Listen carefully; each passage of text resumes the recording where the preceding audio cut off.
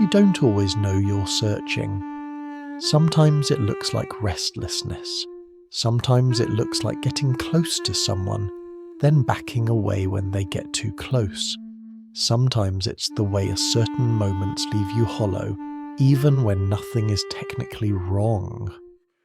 You might be having dinner with someone kind, someone who texts back, someone who shows up and still feel like you're waiting. Not for them to change, not for the moment to be different, just waiting. For something unnamed to finally arrive and fill a space you didn't know was empty until right now. It shows up in strange places, in the way you feel more drawn to the person who seems slightly uncertain about you than the person who's clearly interested. In how you replay conversations, searching for hidden meaning in pauses, in word choices, in the gap between messages. In the peculiar ache that arrives when someone is being genuinely kind to you, and instead of feeling grateful, you feel suspicious. Or worse, you feel nothing at all. You might not call it searching. You might call it being picky or having standards or waiting for the right person. You might say you're independent, that you don't need anyone, that you're fine alone. And maybe you are fine, technically. You function. You work, you maintain friendships, you show up to things. But underneath the functioning, there's something else. A quiet current of looking, scanning, hoping for something specific that you can't quite name because you've never actually experienced it. This is different from loneliness. Loneliness is wanting company, wanting connection, wanting someone there. This is more specific. It's wanting a particular kind of presence, a particular quality of attention, a particular way of being seen that makes you feel real, whole, like you matter in a way that goes beyond being liked or wanted. It's the feeling that everyone else received an instruction manual on how to be loved and yours got lost in the mail. And the most painful part is that no one can see it from the outside. You still show up. You still have relationships, dates, connections that look normal enough. You still laugh at the right moments. You still say you're doing fine when people ask. But inside there's a quiet tension, a scanning quality to how you move through the world, asking a question you can't fully articulate. Where is it? Why hasn't it arrived? What am I doing wrong? People who don't carry this feeling often can't understand it. They might tell you you're overthinking, that you should just relax, that love comes when you stop looking for it. And maybe they're right, technically, but they don't understand that you're not looking for love in general. You're looking for something more specific. Something that was supposed to be there from the beginning, before you had to search for anything, before you knew what absence felt like. Psychology has language for this, but the clinical terms don't capture how it actually lives inside someone. Attachment theory talks about early bonding patterns. Developmental psychology discusses emotional scaffolding. But neither phrase conveys what it feels like to be 35 years old and realize you're still trying to earn something that should have been given freely when you were 5. Still trying to prove you're worth paying attention to, worth staying for, worth choosing. You might trace it back to specific memories. A parent who was physically present but emotionally elsewhere. A home where love came with conditions, with performance requirements, with the constant need to be good enough, smart enough, easy enough. Or maybe there are no dramatic memories at all. Maybe it was quieter than that. Just an absence where something was supposed to be. A silence where there should have been words. A turning away when you needed someone to turn toward you. But often, you can't point to anything specific. Nothing that would sound significant if you said it out loud. Nothing that would explain why, decades later, you're still carrying this particular ache, still searching for this particular thing. The search itself becomes invisible. It doesn't look like desperation. It looks like having a type, and that beginning looks different for everyone. For some, it means finally allowing themselves to rest without feeling guilty, to sit in stillness without the compulsion to prove, achieve, or earn. For others, it means entering relationships without the desperate need for them to fix something inside. The relationship becomes optional in the deepest sense, not unwanted, not unimportant, but not required for survival. Another dimension of this shift is the changing relationship with solitude. For people who spent years avoiding being alone because aloneness triggered the wound, solitude can transform into something restorative rather than threatening. The silence that once felt like abandonment begins to feel like peace. This doesn't mean the longing disappears. There are still moments when the old ache surfaces, when they see someone receiving the kind of love they never had, when a relationship ends and the familiar narrative tries to reassert itself, when someone treats them poorly and the internal voice whispers that maybe they deserved it. But now there's something different. There's a witness inside who can observe the pattern without being consumed by it. A part of themselves that can say, this is the old wound talking, this is not truth, this is history. What most people don't realize is that healing this pattern changes not just how you relate to others, but how you inhabit your own life. The constant background hum of quote one begins to quiet. Not because external circumstances changed, not because someone finally loved them the right way, but because the internal foundation shifted. Choices become clearer. When worth is no longer tied to achievement, career decisions can be based on genuine interest rather than proving something. When relationships are no longer about completion, partners can be chosen based on actual compatibility rather than familiar wounding. Another shift is in how they respond to their own needs. Needs that were once shameful or hidden can be acknowledged, not in a demanding way, but in a matter-of-fact way. These statements no longer feel like confessions of weakness. The body also shifts. Chronic tension that has been held for decades sometimes begins to release. Sleep improves. The constant scanning for threat decreases. The nervous system learns slowly that safety is possible. This is not a smooth or predictable process. Some days feel like complete regression. Old patterns resurface with surprising intensity. The temptation to return to familiar ways of being can feel overwhelming, especially during stress or crisis. But even the regressions are different now. Before, a regression meant complete collapse into the pattern with no awareness. Now, even in the middle of old behavior, there's a part that knows what's happening, and that knowing, even when it doesn't immediately stop the pattern, creates possibility for something different.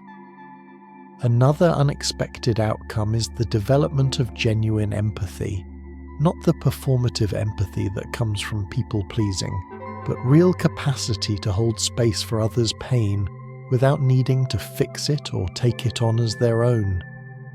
This happens because they've learned to hold their own pain. When you can sit with your own grief, your own shame, your own fear without collapsing or avoiding, you can be present for others in a completely different way. Many people who heal from searching for unlived love find themselves drawn to helping others, not from a place of needing to be needed, but from genuine care. They become therapists, teachers, mentors, friends, who can truly see others because they've learned to see themselves. There's also a paradox in this healing. As someone becomes more internally secure, they often become more vulnerable, not less. But it's a different kind of vulnerability. Before, vulnerability felt dangerous because their entire sense of worth depended on how others responded.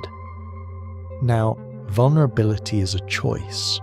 They can open their heart knowing that if someone cannot hold what they offer, it doesn't mean they are too much.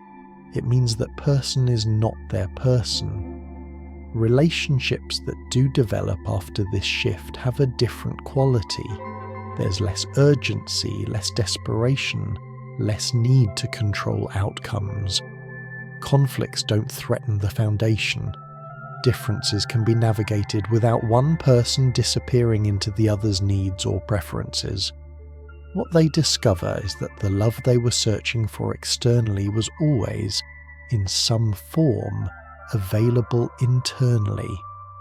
Not as a replacement for human connection, but as a foundation that makes genuine connection possible.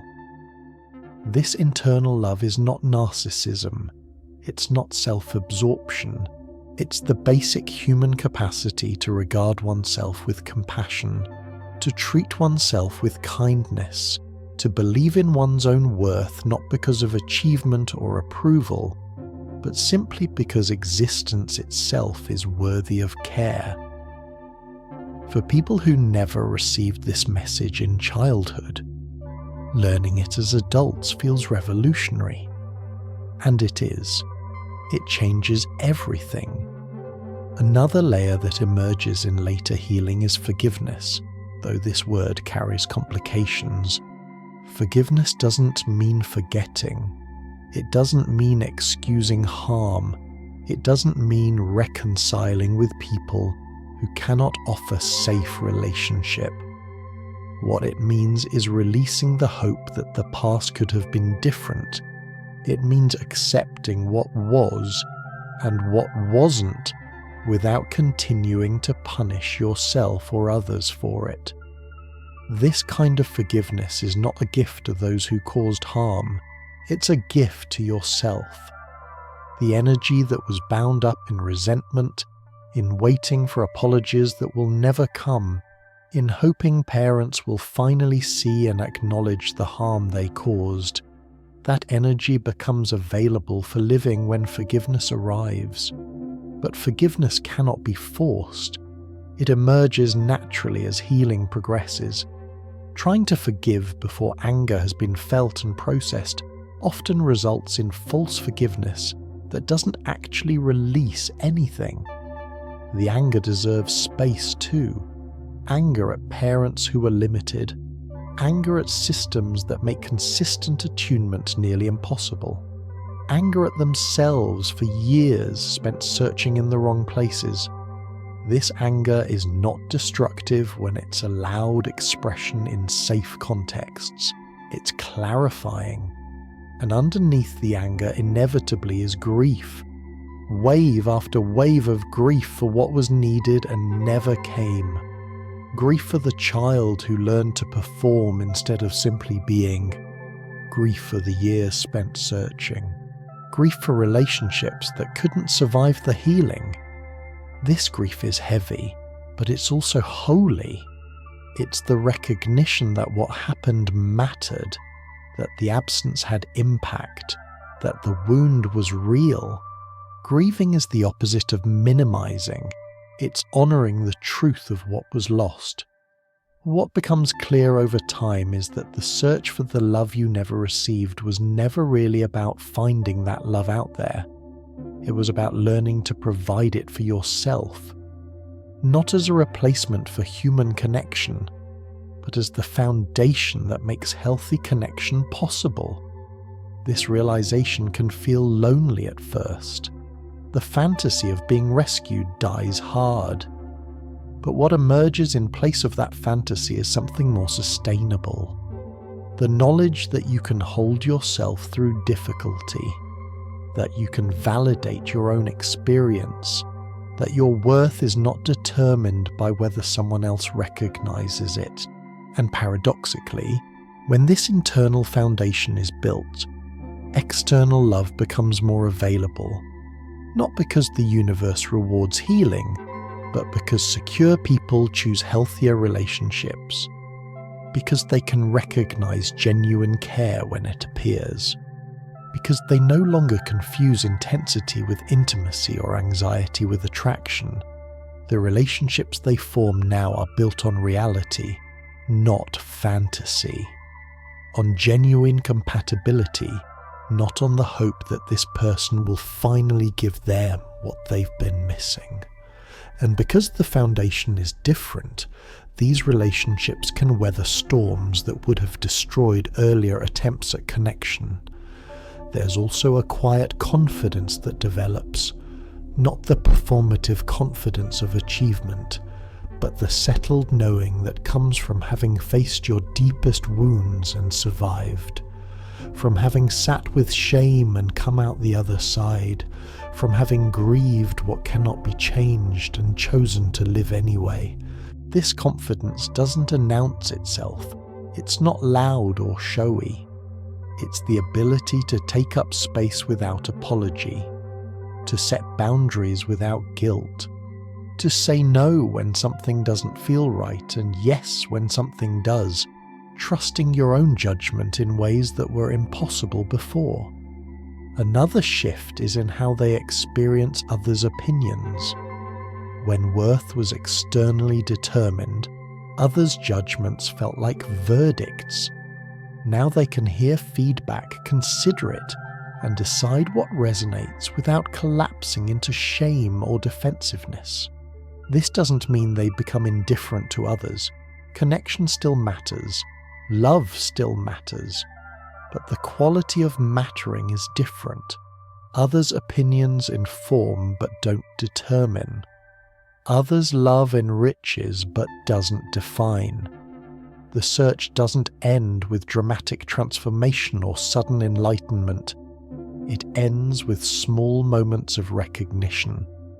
The moment they realize they made it through a difficult day without abandoning themselves. The moment they set a boundary and didn't collapse into anxiety about being rejected. The moment they received a compliment and actually let it land instead of deflecting. These moments accumulate, and over time they notice that whole days pass without the desperate seeking that once characterized their inner life. That they can be in a relationship without constantly monitoring whether the other person still cares. That they can fail at something without it confirming their deepest fear about their own inadequacy. This is what integration actually looks like. Not perfect healing, but livable healing. Not the absence of wounds, but a different relationship with them. The scars remain, but they no longer run your life, and in some strange way, the wound itself becomes a source of unexpected gifts. The depth of longing created depth of empathy. The years of searching created profound understanding of human need. The adaptation to emotional absence created sensitivity to others' unspoken pain. These gifts don't justify the wound. The harm was still harm. The absence still caused suffering. But meaning can be made from suffering without minimizing it. Purpose can emerge from pain without glorifying it. Many people who heal from searching for unlived love find that their wound becomes their medicine. They understand attachment in ways that people with secure early experiences cannot. They can hold space for others searching without judgment because they know intimately how it feels. This doesn't mean they become therapists, though many do. It means they bring a quality of presence to their relationships that comes directly from their own healing. They can see when someone is performing instead of being. They can recognize when someone is giving from depletion rather than overflow. They can spot the signs of the search because they lived it. And sometimes, just by existing as someone who has healed, they offer hope to others still searching, not through advice or instruction, but through embodiment, through being living proof that the pattern can shift, that internal security can be built, that the desperate seeking can transform into peaceful being. The final truth, the one that takes longest to accept, is that you are never actually broken. The search itself, the patterns, the wounds, all of it made sense given what you experienced. You adapted to survive. And those adaptations, however painful they became in adulthood, were once evidence of your resilience, your creativity, your refusal to give up on the possibility of love. Healing is not about fixing what's broken. It's about recognizing that you are always whole, just wounded. And wounds can heal when given the right conditions: time, safety, compassion, patience, witness. The search for the love you never received was never a flaw in your character. It was a reasonable response to an unreasonable situation. A child's needs going unmet is never the child's fault. And the adult's continued searching is not evidence of weakness, but of the profound human need for connection, for belonging, for being seen and valued. What changes through healing is not your fundamental nature, but your strategy. The need for love remains. The need for connection remains. But the desperate quality shifts. The compulsive quality eases. The belief that you have to earn your right to be loved, that shifts too. And slowly, so slowly you might not notice it happening, you begin to live differently. Not perfectly, not without pain or struggle, but with more presence, more authenticity, more capacity to both give and receive love, more trust in your own worth. The searching doesn't disappear completely. Old patterns don't vanish entirely, but their grip loosens, their urgency fades, and in the space that opens, something new becomes possible. Not the love you were searching for exactly, but something more real, more sustainable, more honest. You begin to understand that the love you needed wasn't just from others. It was the permission to exist as yourself, fully, without performing or proving or earning your place. And that permission, it turns out, was always yours to give. This doesn't mean you no longer need others. Humans are wired for connection. Isolation is not the goal, but the quality of need changes from desperate to genuine, from compulsive to chosen, from "I need you to complete me" to "I choose to share my completeness with you." And perhaps most importantly, you learn that arriving isn't the point. There is no final destination where all the searching ends and everything feels permanently resolved. Life continues to bring challenges. Relationships continue to require work. Your own patterns continue to need attention. But the quality of the journey changes. You're no longer running from something or desperately seeking something. You're walking alongside yourself with compassion, showing up to your life with increasing presence, learning as you go, forgiving yourself when you stumble, celebrating the small victories that accumulate into something that feels, finally, like psychology has language for this. But the clinical terms don't capture how it actually lives inside someone. Attachment theory talks about early bonding patterns. Developmental psychology discusses emotional scaffolding. But neither phrase conveys what it feels like to be 35 years old and realize you're still trying to earn something that should have been given freely when you were 5. Still trying to prove you're worth paying attention to, worth staying for, worth choosing. What most people don't realize is that this search isn't just preference or personality. It's a response to a specific kind of absence. When certain developmental needs go unmet in childhood, the brain doesn't forget. It doesn't move on. It keeps searching, keeps trying to resolve what was left incomplete. These aren't abstract needs. They're fundamental. The need to be seen, truly seen, not for what you accomplish, but for who you are. The need for consistent presence, for someone to be reliably there, not just physically, but emotionally. The need to feel safe enough to be vulnerable, to show the parts of yourself that aren't polished or impressive. The need to be chosen, not as a backup or convenience, but as someone genuinely wanted. The need to matter, to know that your existence makes a difference to someone. When these needs are met consistently in early life, they become internal.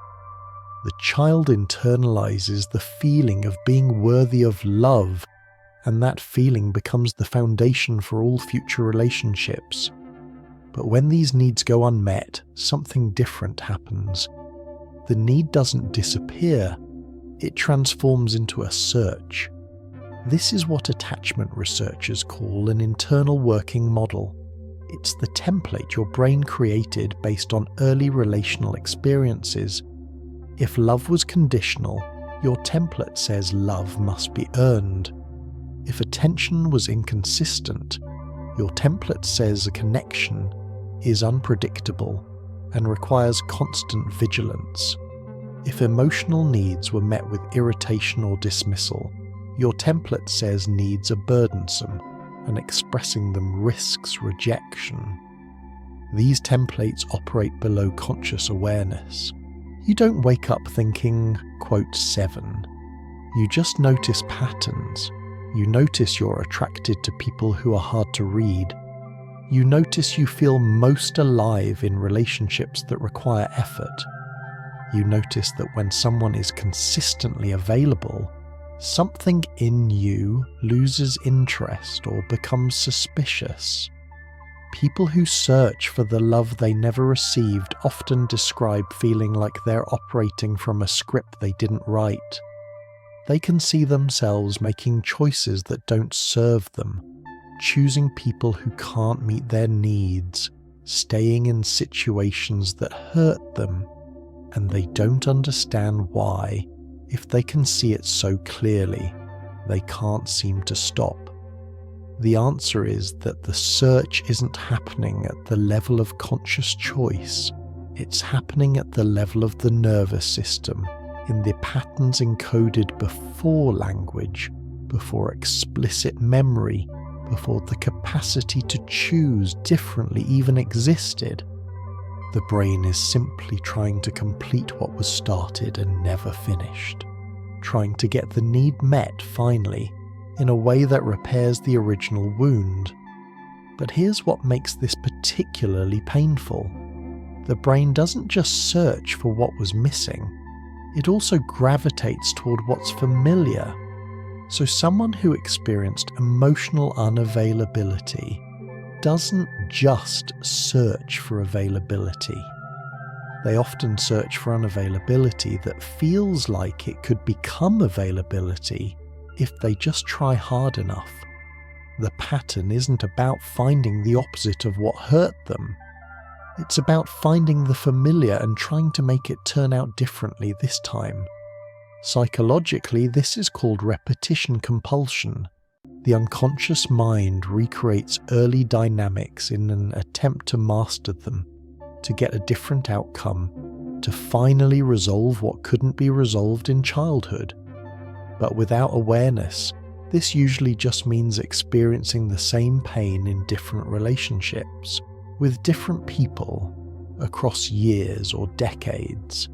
And once that pattern settles in, your brain starts filtering reality through it. You don't see people clearly.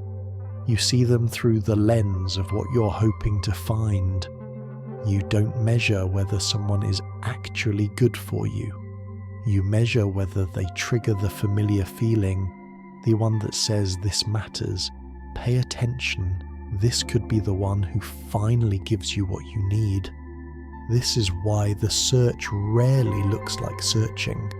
From the outside, it looks like preferences, like having a type, like normal relationship patterns. From the inside, it's the unconscious operating system driving decisions that conscious you doesn't fully understand.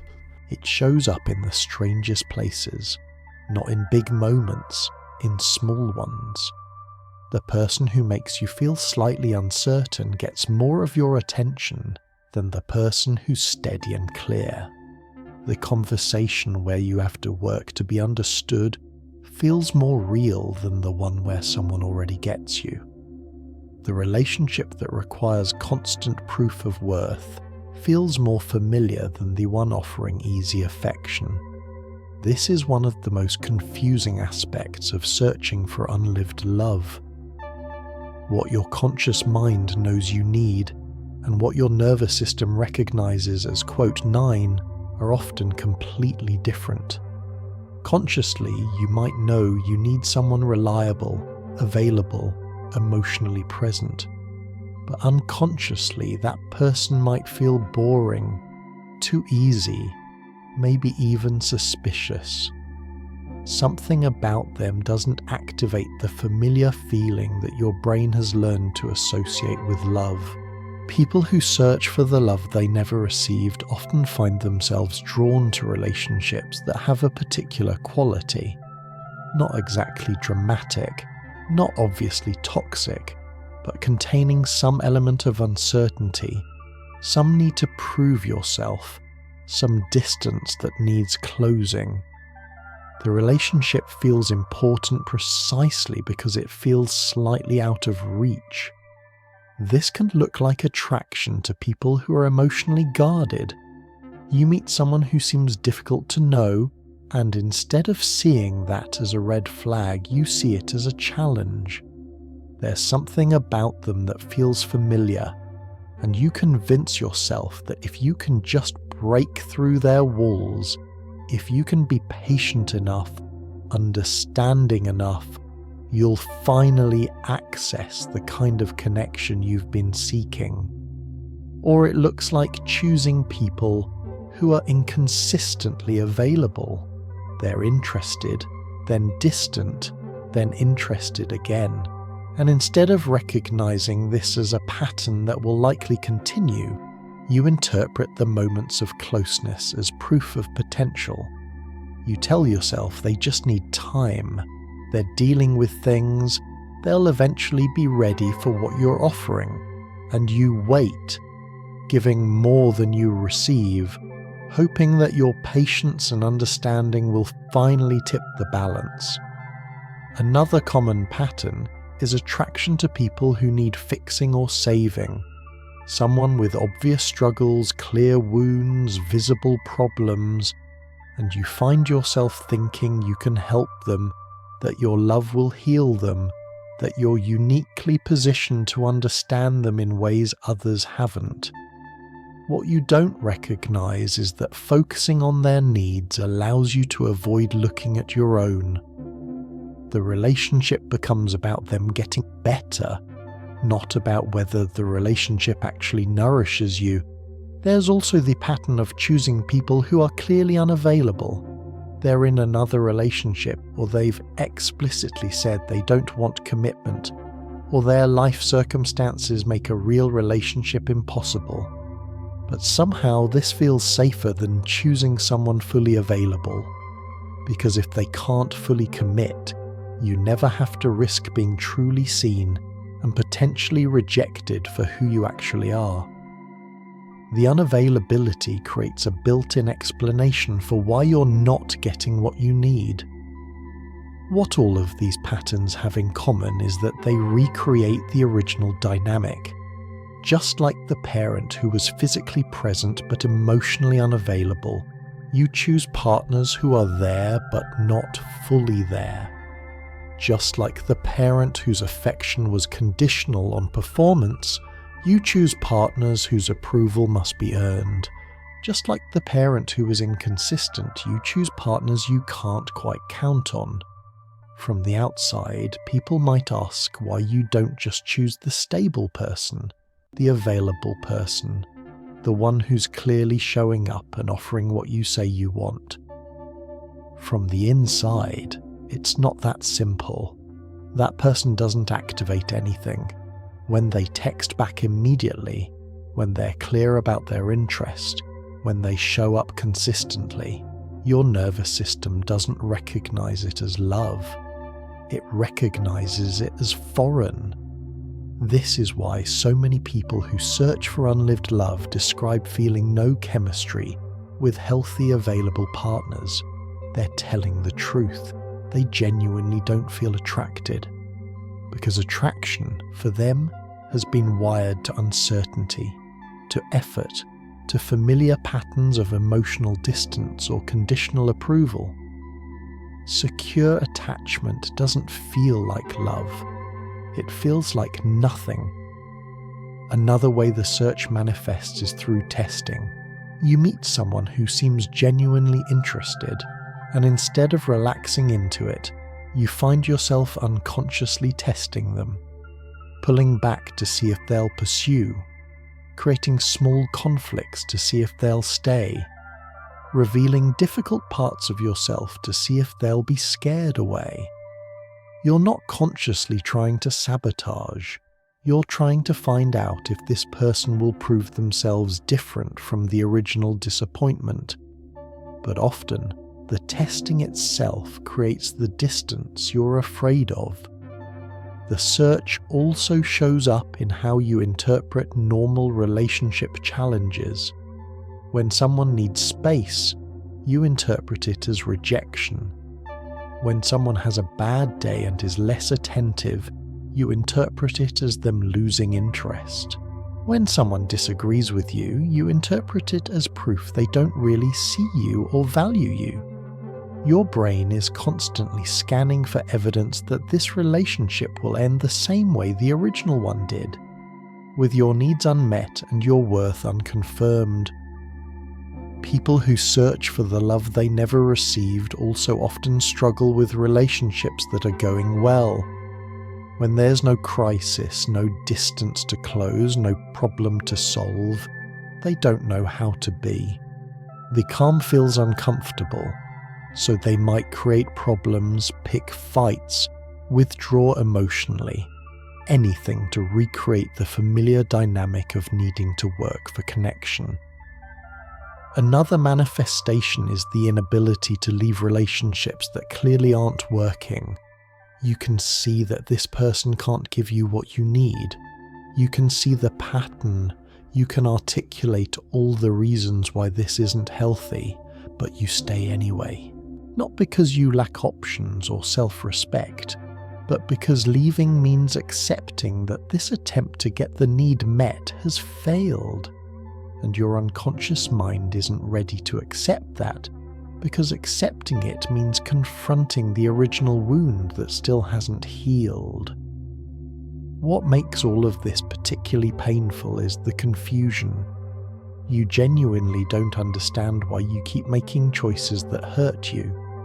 You don't understand why you feel more alive in relationships that exhaust you than in relationships that nourish you.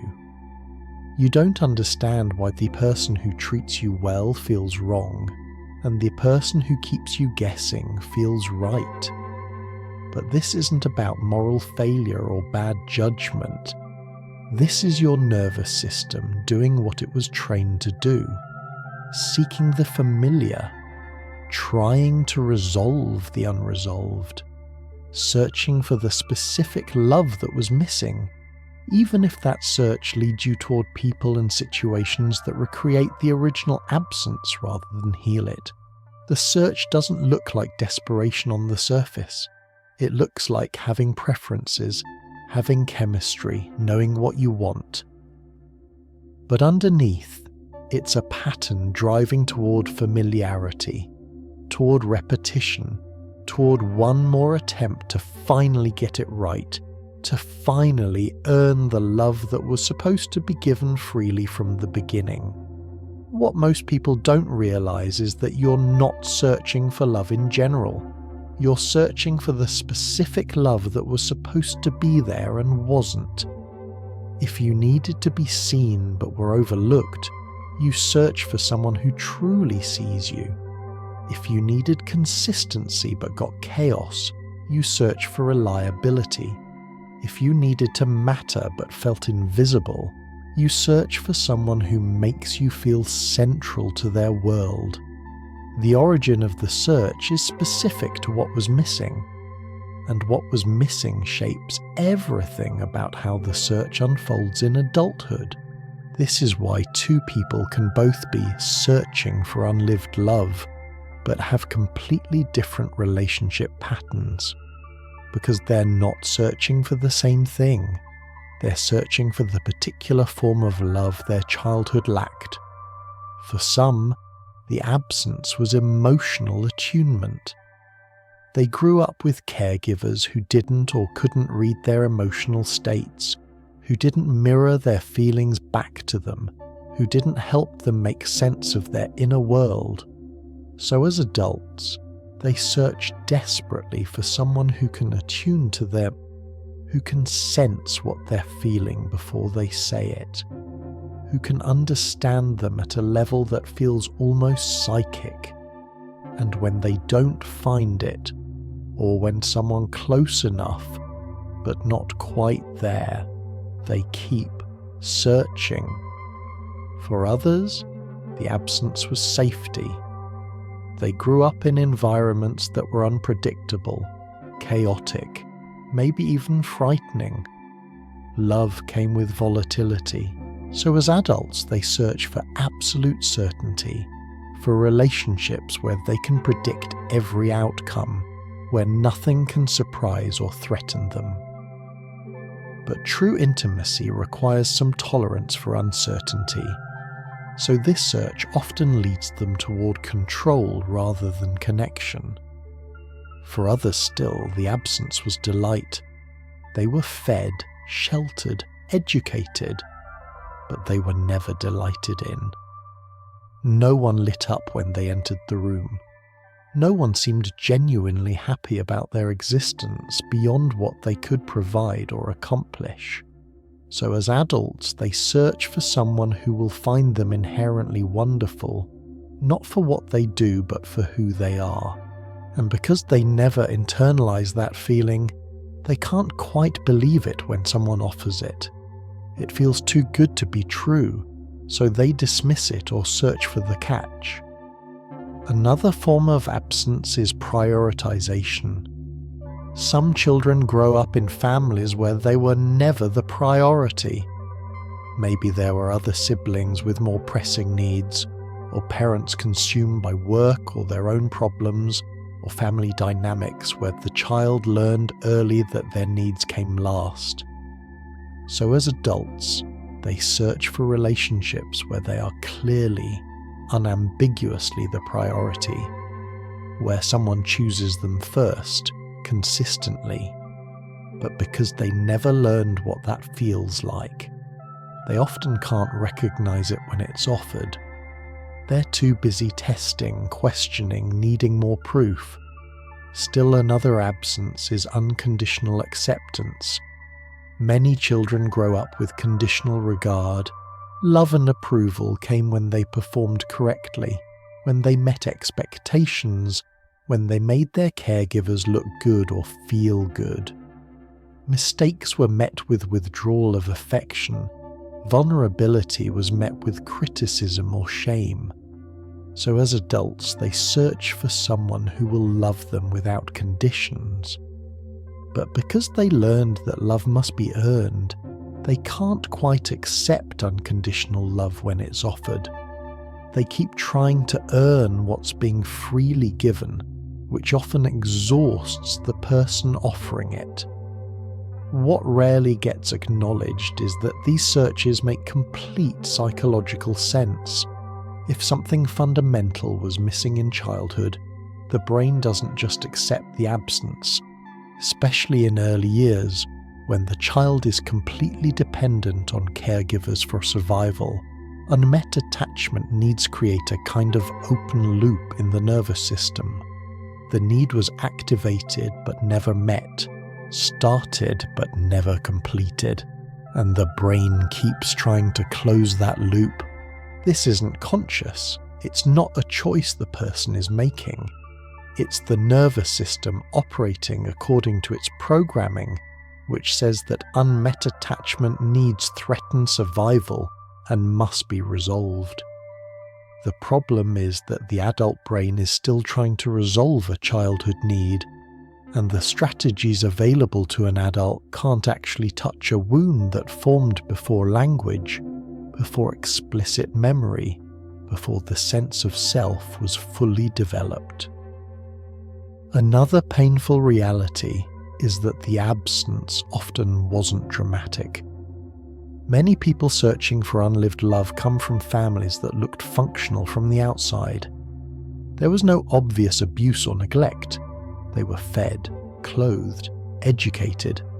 The family might have even been proud of them, supportive of their achievements. But something essential was still missing in the relational dynamic. Maybe it was a parent who was physically present but emotionally checked out, who sat at the dinner table but wasn't really there, who listened to you talk but you could tell they weren't actually hearing you, who loved you in theory but couldn't connect with you in practice. Or maybe it was a parent whose love was real, but whose capacity for emotional presence was limited by their own wounds. They didn't withhold love intentionally. They simply didn't have the emotional resources to provide what you needed. They were themselves running on empty, trying to parent while still carrying their own unmet needs from childhood. Sometimes the absence came from family structures that weren't designed for attunement. Large families where individual children got lost in the shuffle. Families where one child's needs dominated everyone's attention. Families where economic stress or other practical concerns took up all the emotional bandwidth, leaving nothing for the subtler work of seeing and validating each child's inner world.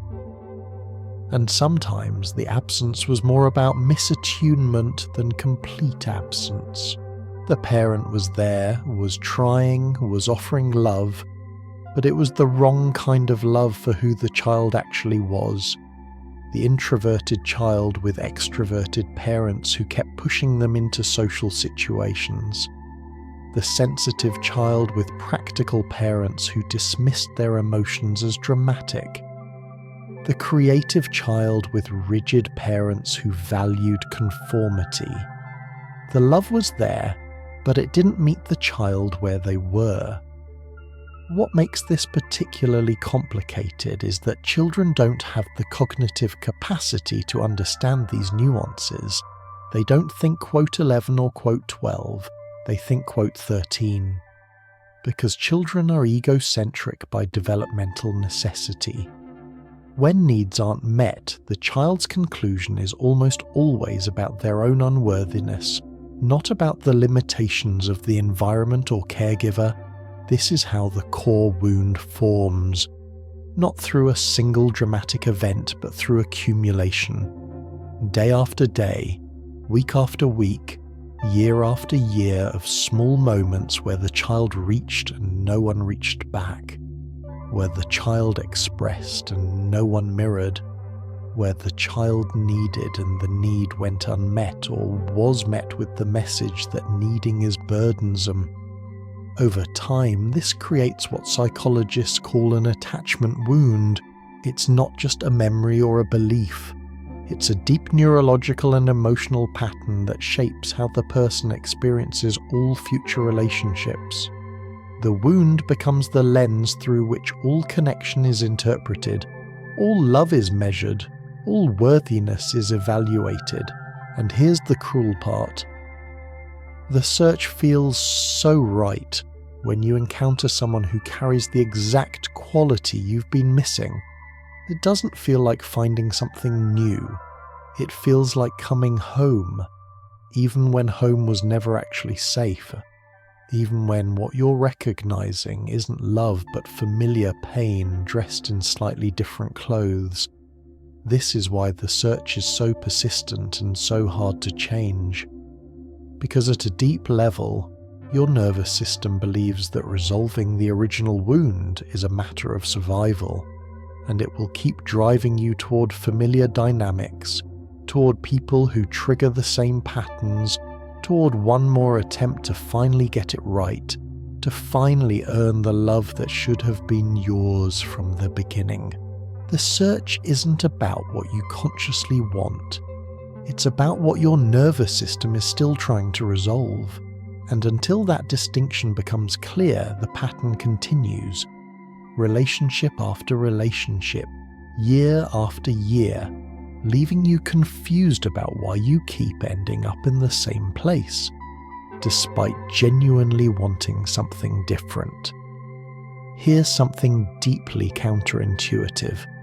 You don't just search for the love you never received.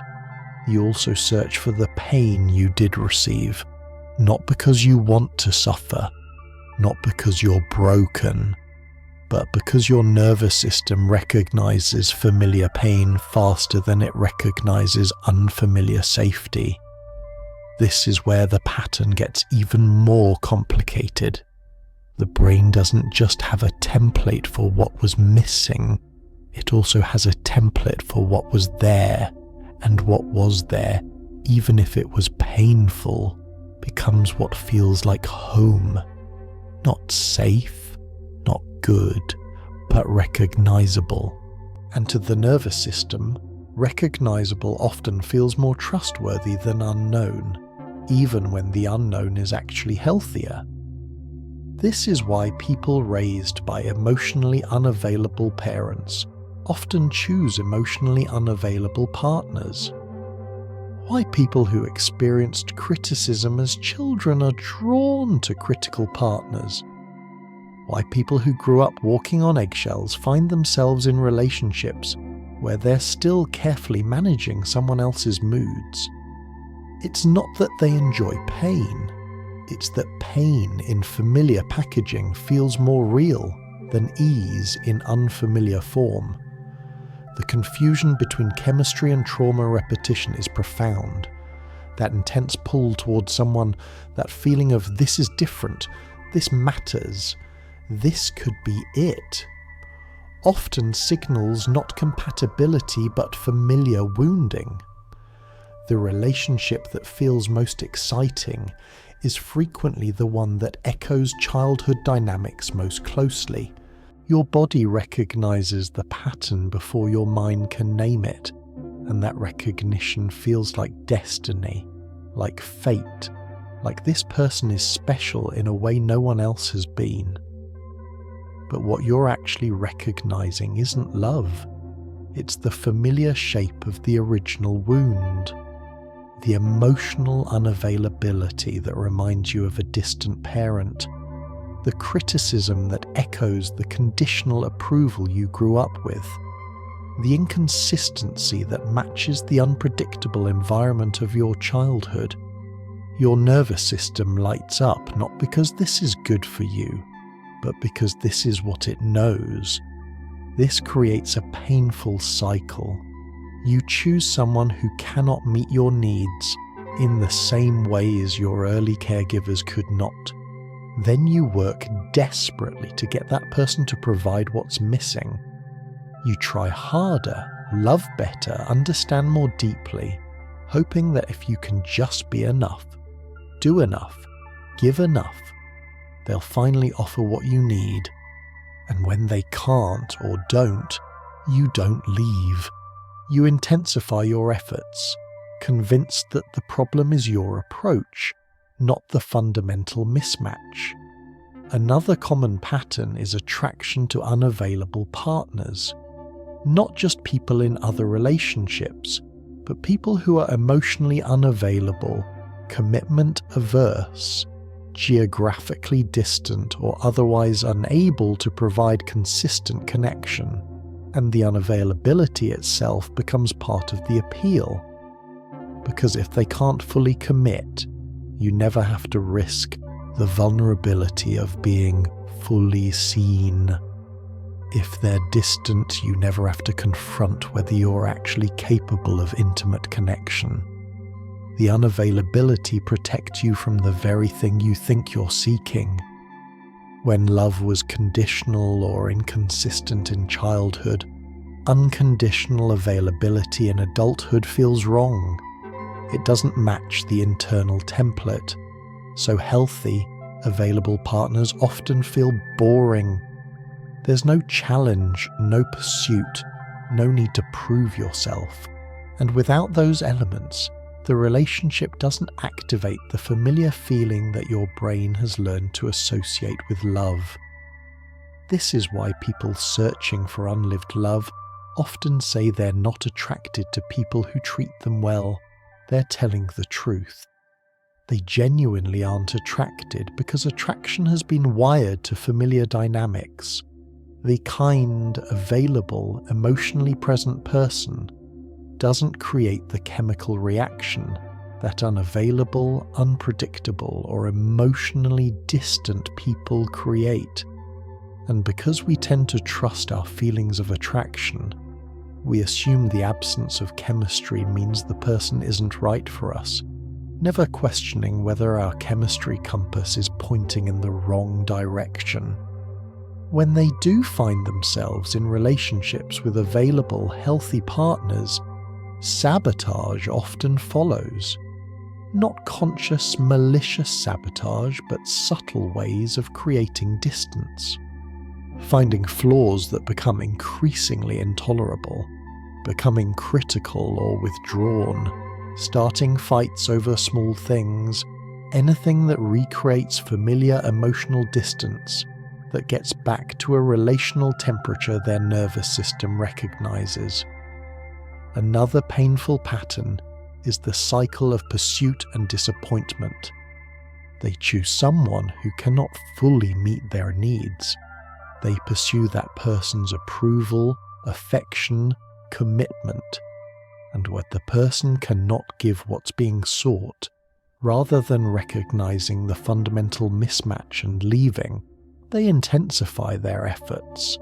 They become more understanding, more patient, more accommodating, more everything, hoping that if they can just demonstrate their worth clearly enough, the other person will finally be able to love them the way they need.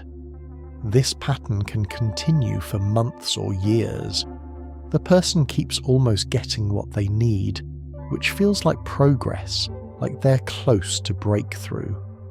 But almost is never quite enough, and the gap between what they need and what they're receiving stays constant, even as they exhaust themselves trying to close it.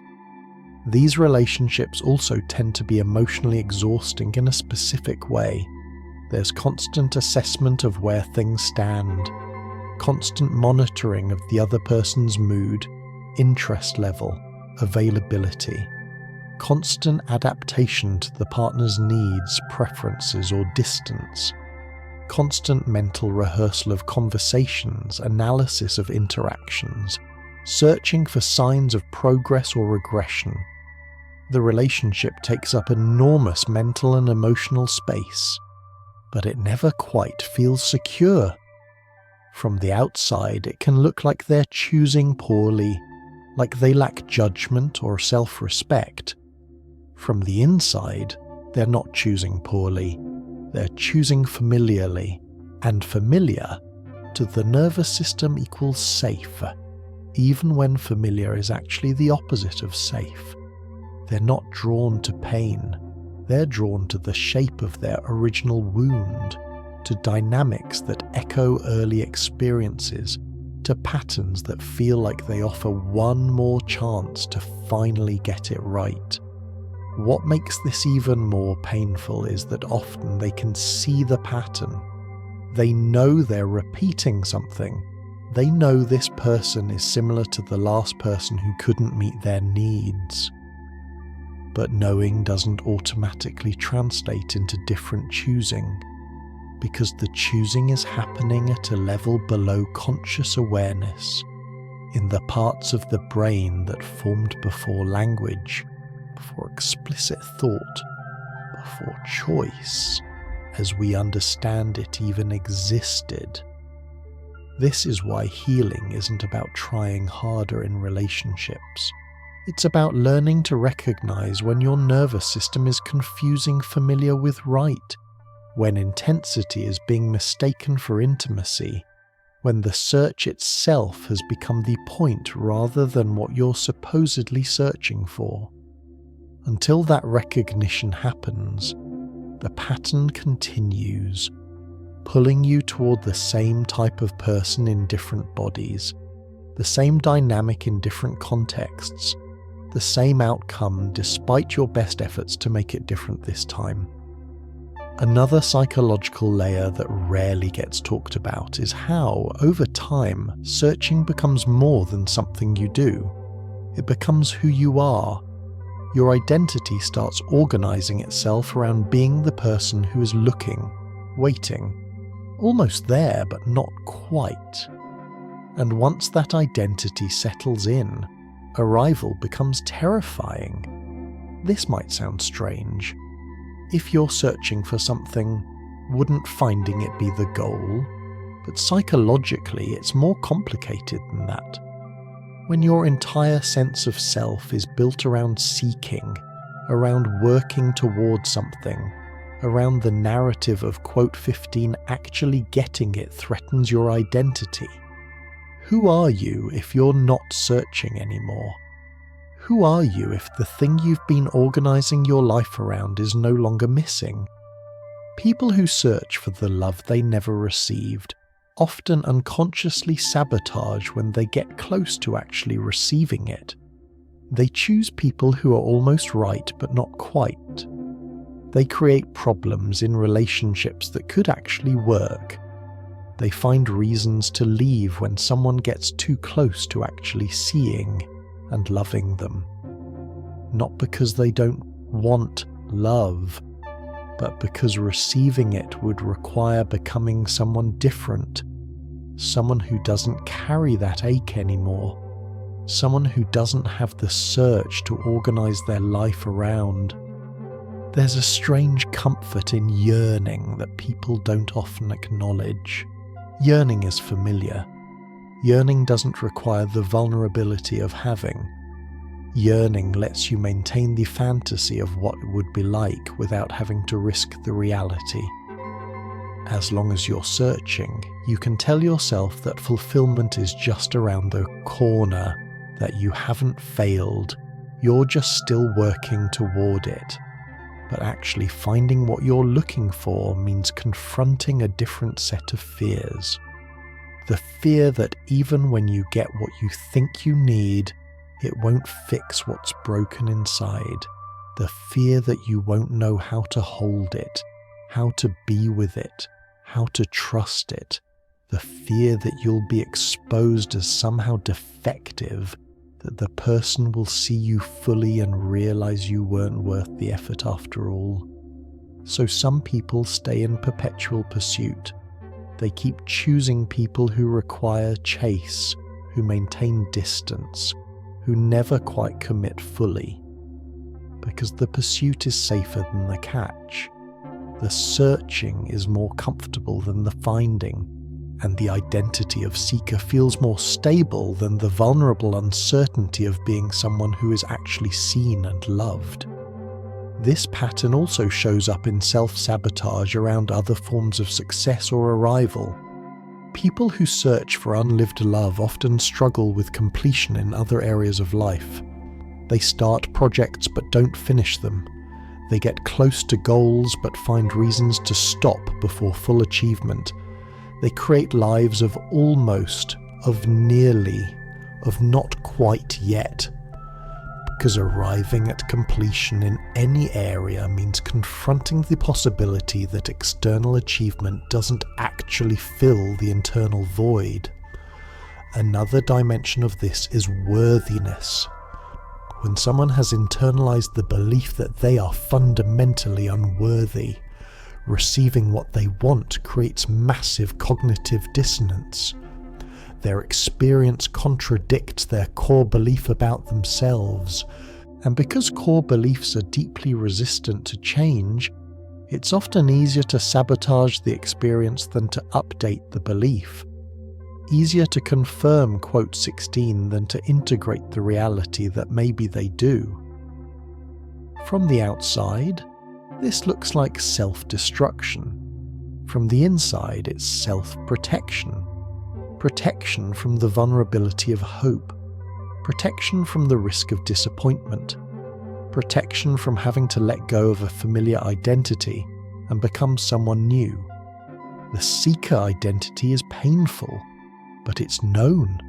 The identity of someone who is loved, who has arrived, who is enough, that's unknown territory. And unknown, even when it's positive, activates fear. This is where the search gets even more complicated. Because what you're searching for often isn't actually what you need. You know the absence, you know the ache, but you've never experienced the thing itself. So you mistake the feeling of searching for the feeling of loving. You mistake longing for connection. You mistake the intensity of pursuit for depth of feeling. Many people searching for the love they never received confuse intensity with intimacy. A relationship that makes them feel constantly on edge, uncertain, wondering where they stand, that feels deep and important. A relationship that's calm, steady, predictable, that feels shallow or boring. But intensity isn't the same as intimacy. Intensity is often just anxiety in disguise. Your nervous system activated, your attachment system triggered, your fight or flight response engaged. And that activation feels like passion, like chemistry, like this must be important because it's making you feel so much.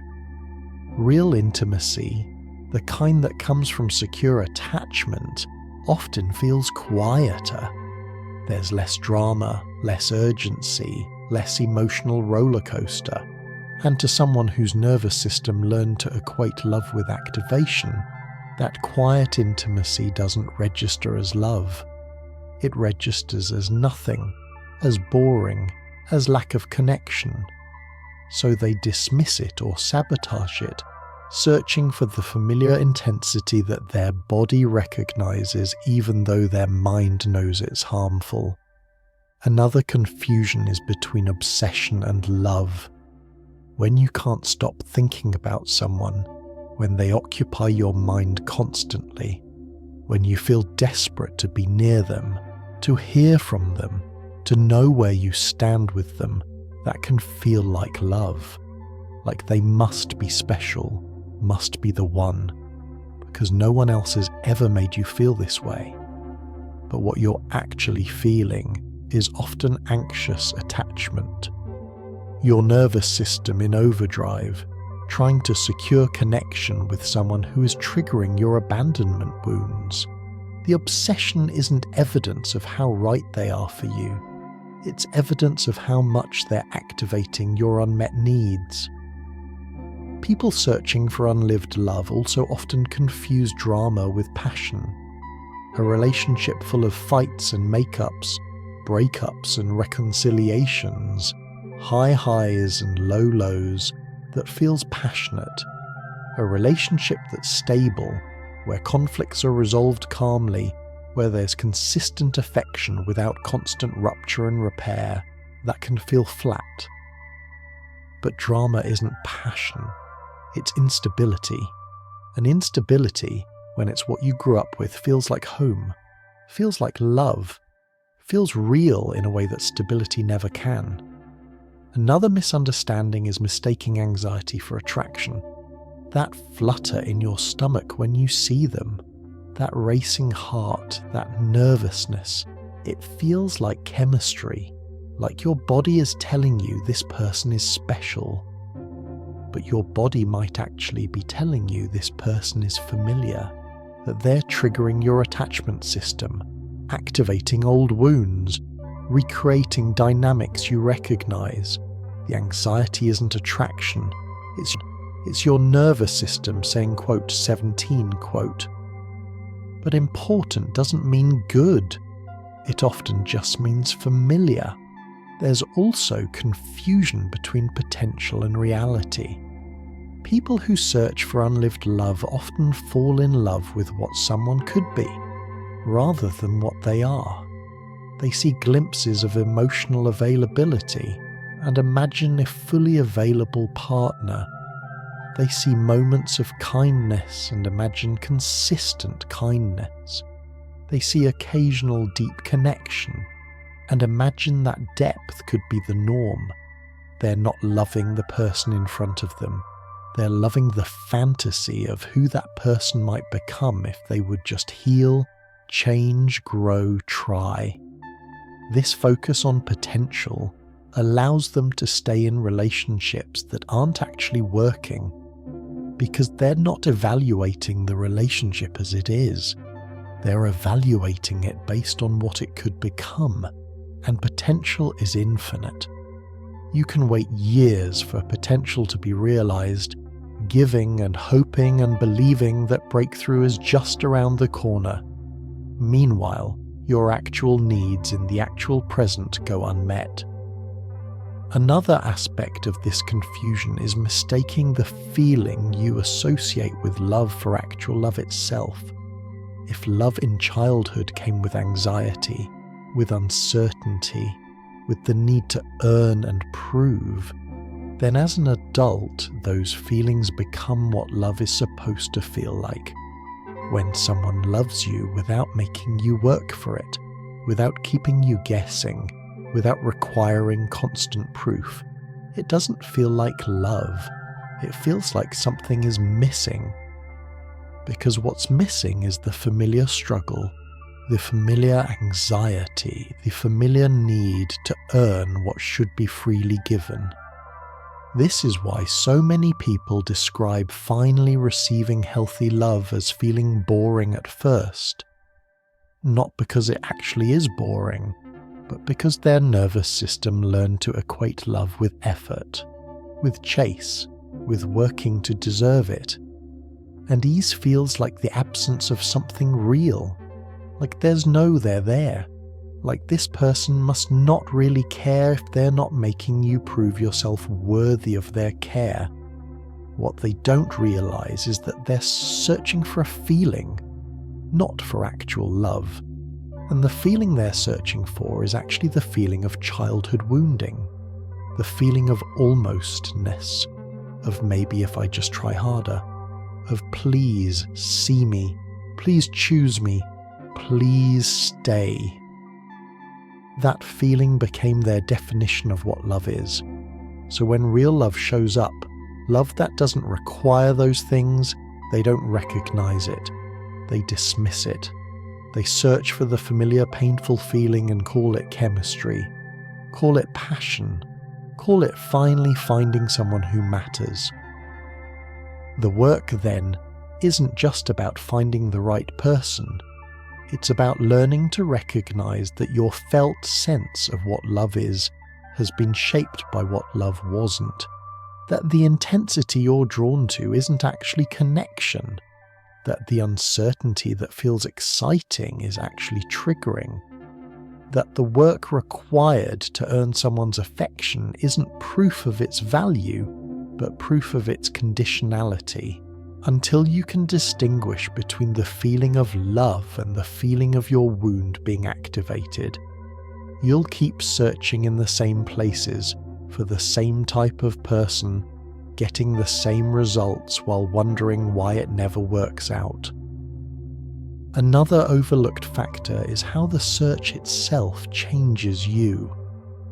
When you spend years, maybe decades, looking for something specific, you start performing for it.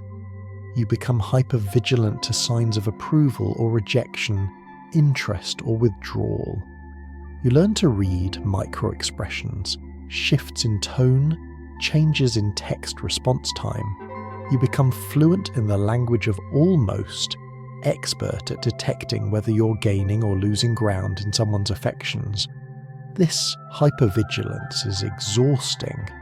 It requires constant attention, constant monitoring, constant adjustment. You're never fully relaxed in relationships because part of you is always scanning, always checking, always making sure you haven't done something to lose the person's interest or affection. Even in moments of connection, even when things seem good, you can't fully settle because you know how quickly things can shift. People who search for the love they never received also often become shapeshifters. They learn to be what others need. They develop an almost uncanny ability to sense what someone wants and become that. Not through conscious manipulation, but through survival adaptation. If being seen required matching what was wanted, you learn to match.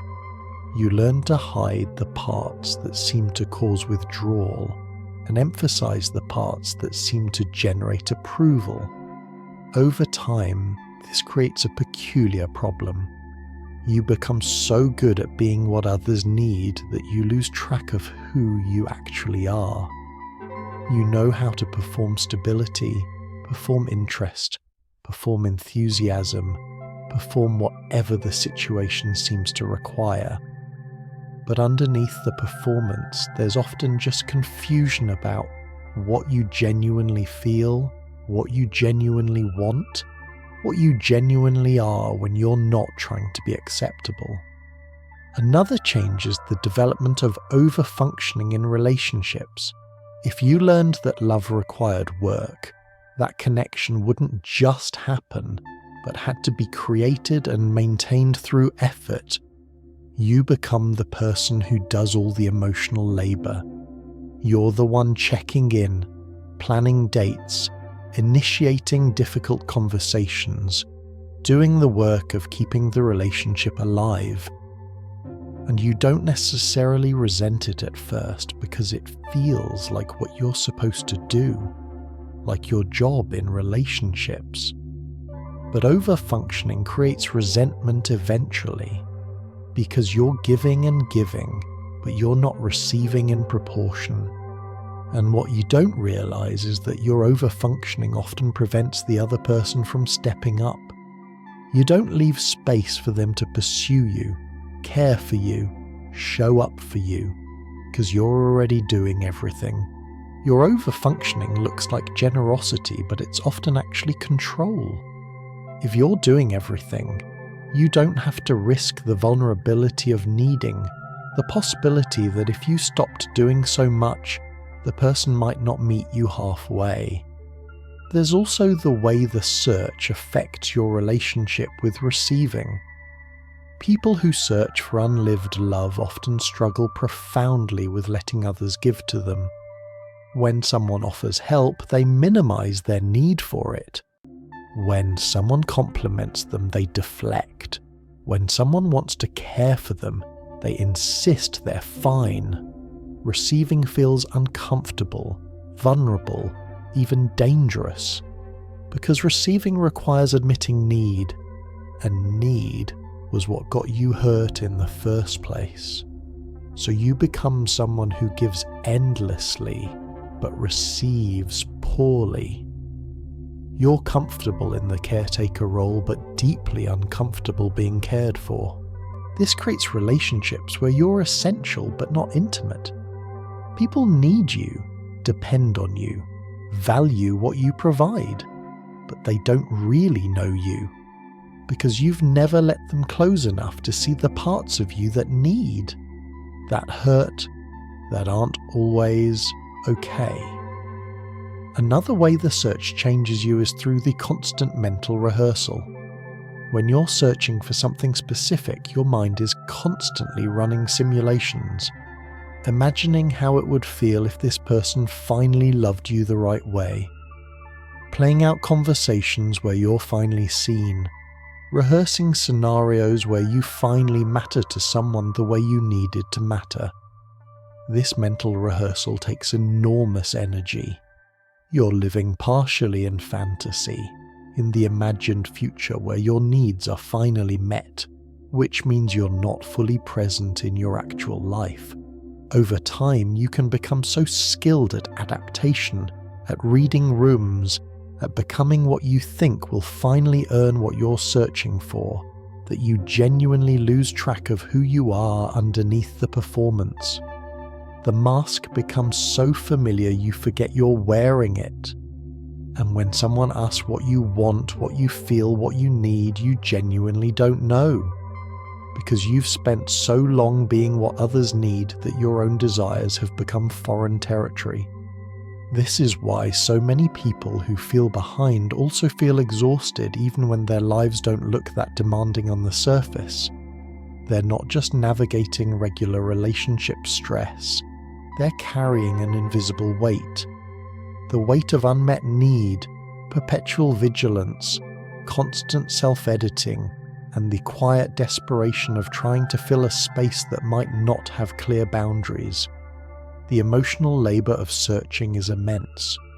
You're constantly managing your own anxiety about whether you're being too much or not enough.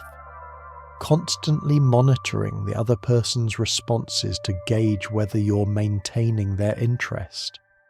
Constantly adjusting your behaviour to optimise for connection while hiding the depth of your need because showing it might scare them away. This is not the emotional labour of a healthy relationship. This is the emotional labour of trying to earn what should be freely given. There's also the exhaustion of constant hope and disappointment. Each new person, each new relationship, comes with the possibility that this time will be different, that this person will finally be the one who can give you what you need. And you invest in that hope. You give it energy, attention, emotion.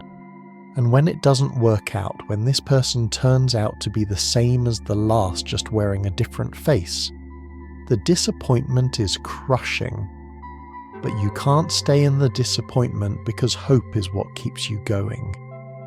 So you push the disappointment down and search for the next possibility. The next person who might finally be different. Another layer of exhaustion comes from the mental rehearsals of being loved differently. Your mind doesn't just imagine better futures, it replays the past with different outcomes. What if your parent had been different? What if you had been seen the way you needed? What if your worth had never been questioned? These aren't just idle thoughts. The brain experiences them as loss, and grieving what never was is exhausting in a way that's hard to explain to people who haven't experienced it.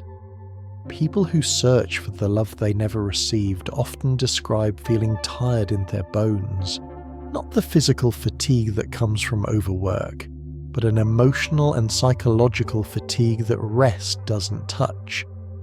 Because you're not just tired from activity, you're tired from holding yourself together while carrying an invisible wound, tired from performing stability while feeling fundamentally unstable inside, tired from maintaining the gap between how you appear and how you actually feel. Loneliness is another constant companion, even in relationships. You can be with someone and still feel profoundly alone because they're not really seeing you. They're seeing the version you've presented, and you know it. You know there's a distance between who you are and who they think you are. But closing that distance requires vulnerability you're not sure you can risk. So you stay lonely even in company, known on the surface but unknown at depth. And the most isolating part is that this exhaustion is largely invisible. You can't point to it. You can't call in sick because you're tired from searching for love you never received. You can't explain to most people why you're exhausted when from the outside your life looks fine. So you carry it alone, wondering why everyone else seems to navigate love so much more easily. wondering what's wrong with you that makes something that seems natural for others feel impossible for you. What most people don't realize is that the search doesn't stay constant, it intensifies. Sometimes gradually, sometimes suddenly. A birthday hits differently when you're still searching. You see someone your age in a relationship that looks easy, whole, unburdened by the questions you carry. Or you enter a relationship with someone genuinely available, and your nervous system starts screaming danger, precisely because there's nothing to fix, nothing to earn, nothing that feels familiar. Life transitions often trigger intensification. Moving to a new city where you don't know anyone, losing a job, a friendship ending.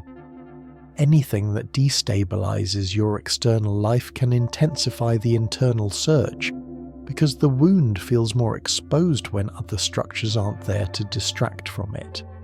Seeing others in healthy relationships can trigger it too. You're genuinely happy for them, but underneath the happiness is a painful question. Why is it easy for them? Why did they get to have what I've been searching for? What's wrong with me that I can't seem to find or keep what they have? And you know comparison is unhelpful, but you can't stop your brain from doing it. Can't stop the quiet conviction that their ease reflects your deficiency. Milestone moments amplify the search. Weddings where you're watching someone commit to partnership and wondering if you'll ever feel secure enough for that. Baby announcements that trigger questions about whether you'll ever be stable enough, healed enough to be a good parent. Reunions where everyone seems to have progressed in ways you haven't. Each milestone that you're not meeting becomes evidence of being behind, of searching while others have found. Meeting someone healthy can paradoxically intensify the search too. You meet someone who is available, consistent, emotionally present, and instead of relief you feel panic, because they're offering what you think you want, but it doesn't feel right. Your nervous system doesn't recognize it as love, so you're confused. Maybe you don't actually want what you thought you wanted. Maybe you're more broken than you realized. Maybe healthy love isn't for you. And the search intensifies as you try to figure out what's wrong, why you can't just accept what's being offered. Awareness itself can intensify the search before it alleviates it. When you start to see the pattern, when you recognize you're searching for something specific, when you understand the childhood origins, it can make everything feel more urgent. Because now you know. Now you can see yourself doing the thing, and the gap between knowing what you're doing and being able to stop doing it is excruciating. You're watching yourself repeat patterns while feeling powerless to change them. Therapy or self-help can intensify it too. You read books about attachment. You learn about your patterns. You understand what you're supposed to do differently. But understanding doesn't immediately translate to different behavior, and now you have the added layer of feeling like you're failing at healing. Like you should be better by now. Like knowing should be enough to change. When it's not, the shame intensifies, and with it, the desperate search for something external to finally make this internal wound stop hurting. Success in other life areas can make the relational searching feel more intense. You have the career, the home, the accomplishments, but relationships still feel impossibly hard. And the contrast makes it worse. You can succeed at everything else, so why can't you succeed at this? What specific deficiency makes love the one thing you can't figure out? The disparity between external success and internal relational struggle becomes another source of shame. Loss intensifies it too. When a relationship ends, especially one where you really tried, really believed this might be the one, the ending can feel like confirmation that you're fundamentally unlovable. And the search becomes more desperate. You need to find someone new quickly to prove the loss wasn't evidence of your inadequacy. Or you shut down completely, convinced that searching is pointless because you'll just end up here again anyway. Another trigger is seeing your own patterns clearly for the first time. Maybe a friend points out that you always choose the same type of person. Maybe a therapist helps you see that you're recreating childhood dynamics, and suddenly you can't unsee it. Every choice you make, every person you're drawn to, you're now hyper-aware of whether you're repeating the pattern. The awareness that should help you change can actually paralyze you, because if you choose someone familiar, you're failing. But if you choose someone unfamiliar, they don't feel right. So you're stuck, searching but unable to choose, aware but unable to act differently. This is when many people either shut down completely, convinced they're fundamentally unlovable, and relationships just aren't for them, or they double down on the search, trying even harder to find what they're missing. Both responses make sense. Neither brings peace, because the intensification isn't actually about external circumstances. It's about the internal wound reaching a point where it can no longer be ignored, where the pain of continuing the pattern finally exceeds the pain of facing what created the pattern in the first place. The search for the love you never received also profoundly impacts your relationship with yourself. When you're searching for external love to fill an internal void, you often can't give yourself what you need either. Not because you don't know you should practice self-love, self-care, self-compassion, but because these concepts remain abstract when you never experience the thing they're supposed to replicate. If you never learned what it feels like to be unconditionally accepted, self-acceptance becomes something you understand intellectually but can't quite embody. You know you should accept yourself. You might even say the words. But the felt sense of it, the lived experience of regarding yourself with genuine acceptance rather than constant evaluation, that remains foreign. This is because self-love isn't an innate capacity that everyone automatically has. It's learned through relationship. When a child is loved consistently, when their needs are met with care rather than irritation, when their existence is celebrated rather than tolerated, they internalize that care. It becomes the voice they speak to themselves with. It becomes how they treat themselves when they make mistakes, when they're struggling, when they need gentleness. But when those early experiences didn't happen, there's no template to draw from. You know, self-love is supposed to be important. You might understand it conceptually, but actually doing it, actually speaking to yourself with kindness, actually treating your needs as valid rather than burdensome, that feels impossible. Not because you're choosing not to, but because you never learned the language. Another painful reality is that your internal critic often sounds like your early caregivers. The voice that tells you you're not good enough, that you're too much, that you should be further along by now. That voice isn't just random. It's the internalized voice of whoever taught you that your worth was conditional. And when that voice is what you grew up hearing, it becomes the voice you use on yourself. People who search for unlived love often treat themselves the exact way they were treated. If they experience criticism, they're harshly self-critical. If they experienced emotional neglect, they neglect their own emotional needs. If they learned their needs were burdensome, they treat their own needs as problems to minimize rather than information to honor.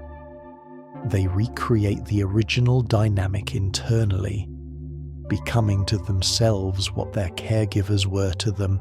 This creates a particular kind of self-abandonment. You abandon yourself in the same ways you were abandoned. You dismiss your feelings the way they were dismissed. You override your needs the way they were overridden. You push yourself beyond your limits the way you were pushed. And you do it automatically, without conscious thought, because it's simply how you learn to survive. Another dimension is the difficulty with self-trust. If your early environment was unpredictable, if love came and went without clear pattern, if your perception of what was happening didn't match what you were told was happening, you learned not to trust your own sense of reality. And that distrust follows you into adulthood. You second-guess yourself constantly. You look for external validation before trusting your own judgment. You doubt your perceptions, your feelings, your needs. This erosion of self-trust makes the search for external validation even more desperate. Because if you can't trust yourself to know what's real, you need others to tell you. You need their approval to feel like you're making the right choices. You need their affection to feel like you're worthy. You need their presence to feel like you exist. The internal foundation is so unstable that everything must be propped up by external support. People who search for unlived love also often wait for permission to feel okay. Permission to rest. Permission to say no. Permission to want what they want. They don't experience these as choices they can make for themselves. They experience them as things that require external authorization, and when that authorization doesn't come, they override their own needs, push through their own limits, maintain performance even when it's destroying them. The paradox is that you need to develop a loving relationship with yourself in order to recognize and receive love from others. But developing that relationship requires experiencing consistent care, which is the thing you never got, so you're stuck in a bind. Can't give yourself what you never received. Can't receive from others what you can't give yourself. This cycle perpetuates itself. Another aspect is the internalization of unworthiness. When childhood needs weren't met, the child doesn't conclude that the caregiver was limited. They conclude that something about themselves makes full love impossible. That belief becomes core to identity. And core beliefs resist change even in the face of contradicting evidence. You can have people tell you you're worthy, show you care, offer you love. But if your core belief is unworthiness, that evidence doesn't integrate. It bounces off, or gets explained away as people not really knowing you, not seeing the true defective self underneath. This is why affirmations often don't work for people searching for unlived love. Telling yourself, "I am worthy," when you fundamentally believe you're not, just creates cognitive dissonance. The affirmation feels false, performative, like lying to yourself. Because you can't think your way out of a wound that formed before thought, that lives in the body and nervous system, not just in conscious belief. What makes this particularly painful is recognizing that you're doing to yourself what was done to you, but feeling unable to stop. You can see that you're being harsh with yourself. You can understand that you're neglecting your needs. You can recognize that you're abandoning yourself. But stopping requires more than awareness. It requires building new neural pathways, creating new automatic responses, learning a completely foreign way of relating to yourself. And that work is slow, uncomfortable, and doesn't have a clear timeline. Another dimension of the self-relationship impact is how it affects your inner world. People who search for unlived love often describe their internal experience as chaotic, overwhelming, or empty, because they never learn to organize their inner world through relationship. A child whose emotional experiences are met with curiosity and validation learns to make sense of their feelings. A child whose emotional experiences are met with dismissal or irritation learns that feelings are dangerous, incomprehensible, better to avoid. So as an adult, your inner world might feel like enemy territory. Feelings arise and you don't know what to do with them. You don't have an internal structure for processing them, for understanding them, for allowing them to move through. So you avoid them, distract from them, numb them, which means you're not just cut off from others, you're cut off from yourself. This is why people searching for unlived love often describe feeling empty or numb. It's not that they don't have feelings, it's that they've learned to disconnect from feelings as a survival strategy. And that disconnection, while protective, also means they don't have access to their own emotional guidance system. Don't know what they want because they can't feel desire.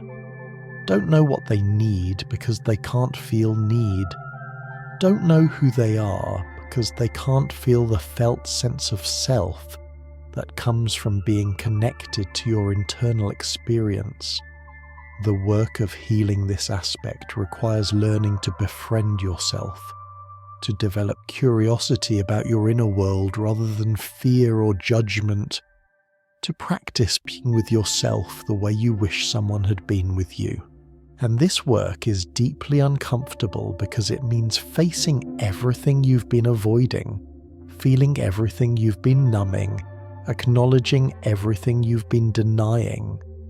But it's also the only way out of the cycle, because you can't search externally for what only you can provide internally.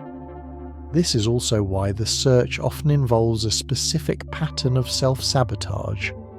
When someone shows up consistently, loves without conditions, sees you clearly and stays, your nervous system doesn't recognize it as safe. It recognizes it as foreign. And foreign activates threat response, even when what's foreign is actually good for you. Self-sabotage isn't malicious, it's protective. When someone offers you the kind of love you've been searching for, it triggers every wound around worthiness, every fear of being truly seen, every terror that if they really knew you, they'd leave. So you sabotage before they can discover what you believe is your fundamental inadequacy. You create distance when intimacy increases. You pick fights to test whether they'll stay. You find flaws that justify leaving before you can be left.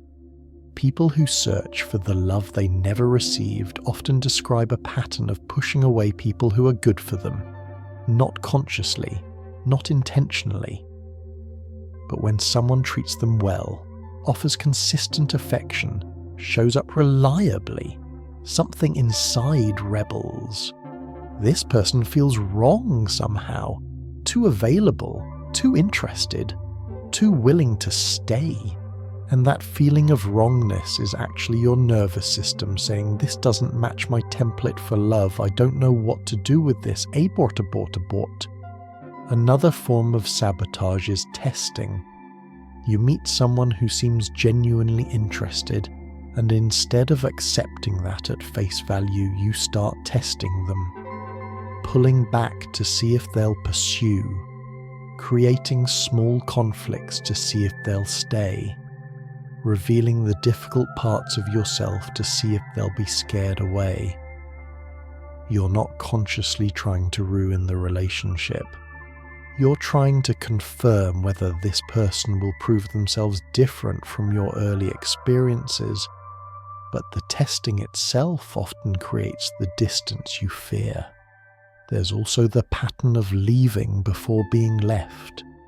If abandonment is your core wound, the terror of being abandoned is so intense that you'd rather leave first. At least then you have control. At least then you're not the one who was found inadequate. So when relationships get too close, when vulnerability becomes too real, when you start to actually care in a way that would make loss devastating, you find reasons to leave. The other person's flaws suddenly become intolerable. Your differences become incompatibilities. What was working suddenly isn't enough. Self-sabotage also shows up as creating chaos when things are calm. If your nervous system learned that relationships involve conflict, volatility, uncertainty, calm feels wrong. It feels like the calm before the storm, so you create the storm. You pick fights over small things, you manufacture drama, you create problems to solve. Because chaos is familiar and familiar feels like home, even when home was never safe. Another form is refusing vulnerability. Someone gets close enough to actually see you, and your immediate response is to close down. You withdraw emotionally while maintaining the relationship structurally. You deflect when they ask deeper questions. You keep conversation on the surface. You maintain distance through various mechanisms because letting them truly see you feels like handing them the weapon they'll inevitably use to hurt you. People who search for unlived love also often sabotage through overfunctioning. They give and give and give, becoming indispensable, making themselves needed. But this prevents actual intimacy because the relationship becomes about what they provide rather than who they are. And when resentment builds because they're giving more than receiving, they blame the other person for taking advantage, never recognizing that their overfunctioning was actually a way of controlling the relationship, of keeping it from getting too intimate. Another form of sabotage is projecting rejection where none exists. Someone is busy for a day, and you interpret it as them losing interest. They don't respond to a text immediately, and you're convinced they're pulling away. They have a bad mood, and you're certain it means they're rethinking the relationship. You're so hyper-vigilant for signs of abandonment that you see them everywhere, even when they're not there. And your response to perceived rejection creates actual distance. There's also the pattern of choosing people who confirm your unworthiness. If you fundamentally believe you're unlovable, you'll unconsciously choose people who treat you as if you're unlovable. Because at least then your external reality matches your internal belief. The cognitive dissonance of being loved, when you believe you're unlovable, is more uncomfortable than being treated poorly in ways that confirm what you already believe about yourself. From the outside, it looks like you're scared of commitment or emotionally unavailable yourself. From the inside, you're terrified that if you let someone love you fully, if you let yourself need them, if you let yourself hope, they'll discover the thing that makes you fundamentally defective and leave.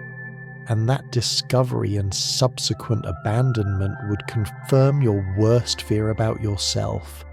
So you sabotage, not because you don't want love, but because wanting it and losing it would be unbearable.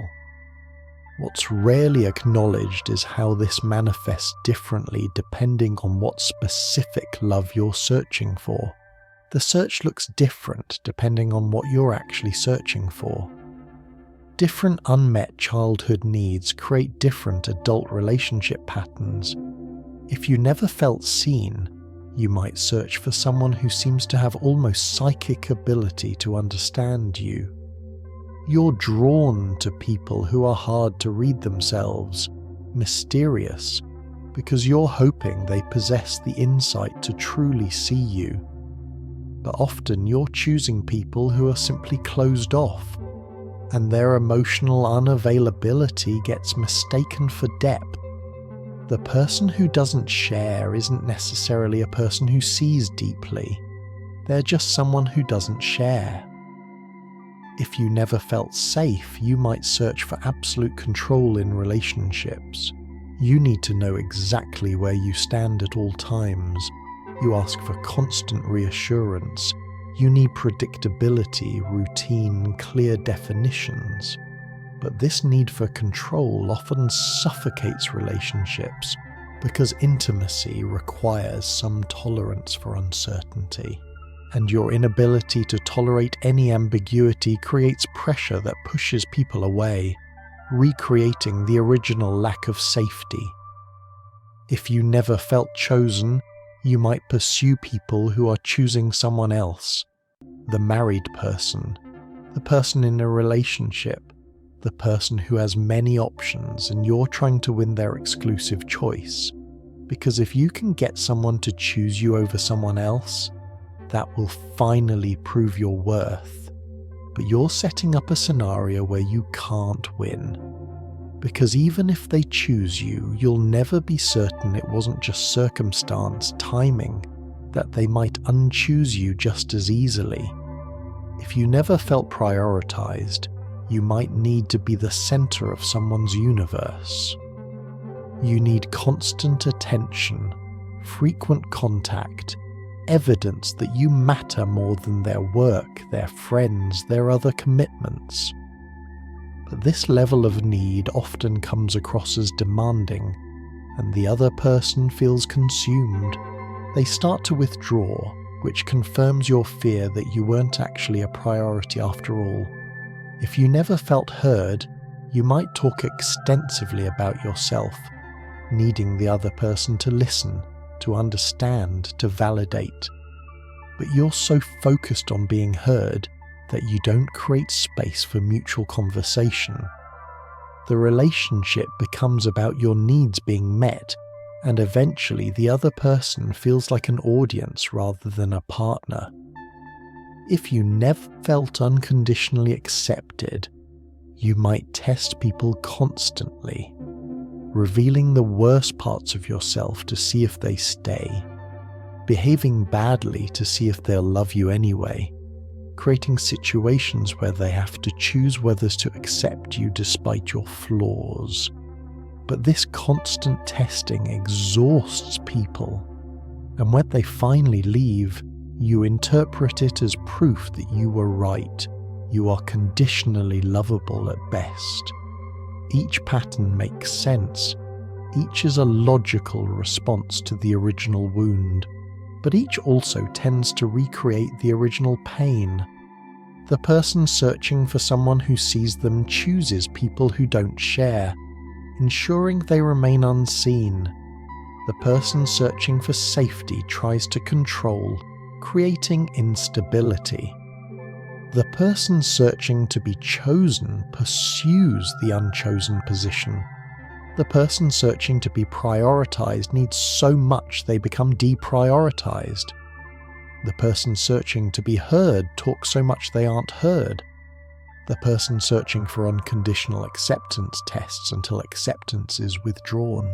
Understanding your specific search doesn't immediately change the pattern, but it does shift it from shame to information, from quote 20 to quote 21. And that shift, while subtle, is significant, because shame keeps you stuck in repetition. Information creates possibility for something different. Another layer to this is how the search changes when awareness finally arrives. There's often a moment, sometimes subtle, sometimes jarring, when you finally realize you've been searching for something your entire adult life without quite knowing what it was. The awakening can come through various doorways. Sometimes it's crisis. A relationship ends and you recognize you chose someone who could never meet your needs, just like the one before and the one before that. The pattern becomes undeniable. Sometimes it's exhaustion. You reach a point where you can't keep performing, achieving, giving at the same pace. The collapse forces you to see that what you've been doing isn't sustainable, isn't working, isn't bringing what you thought it would bring. Sometimes it's therapy. A therapist names what you've been experiencing, and suddenly disconnected pieces form a coherent picture. The random relationship problems aren't random, they're pattern. And the pattern has origins you never connected to current behavior. Sometimes it's becoming a parent. Watching your own child's needs creates awareness of what you needed and didn't receive. Seeing how essential those needs are for healthy development makes it impossible to keep minimizing what you missed. The initial response to recognition is often disorientation. Your entire adult relationship history suddenly looks different. Choices you thought you made freely now appear driven by unconscious seeking. People you thought you loved, you may be actually loved for their potential to heal a childhood wound.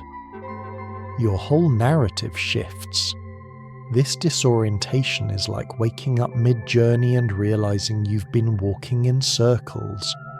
You thought you were making progress, moving towards something, but you've been going in loops, ending up in the same place repeatedly, just with different people in different contexts.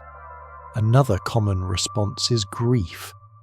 Deep, complicated grief for the time spent searching. For relationships that were doomed not because of anything you did wrong day to day, but because they were built on the foundation of unmet childhood needs rather than actual compatibility. For years of your life organized around earning what should have been freely given. There's also relief mixed with the pain. Relief at finally understanding, relief at knowing there's a pattern, which means there's also the possibility of a different pattern. Relief at having language for something that felt nameless, having explanation for something that felt like personal deficiency.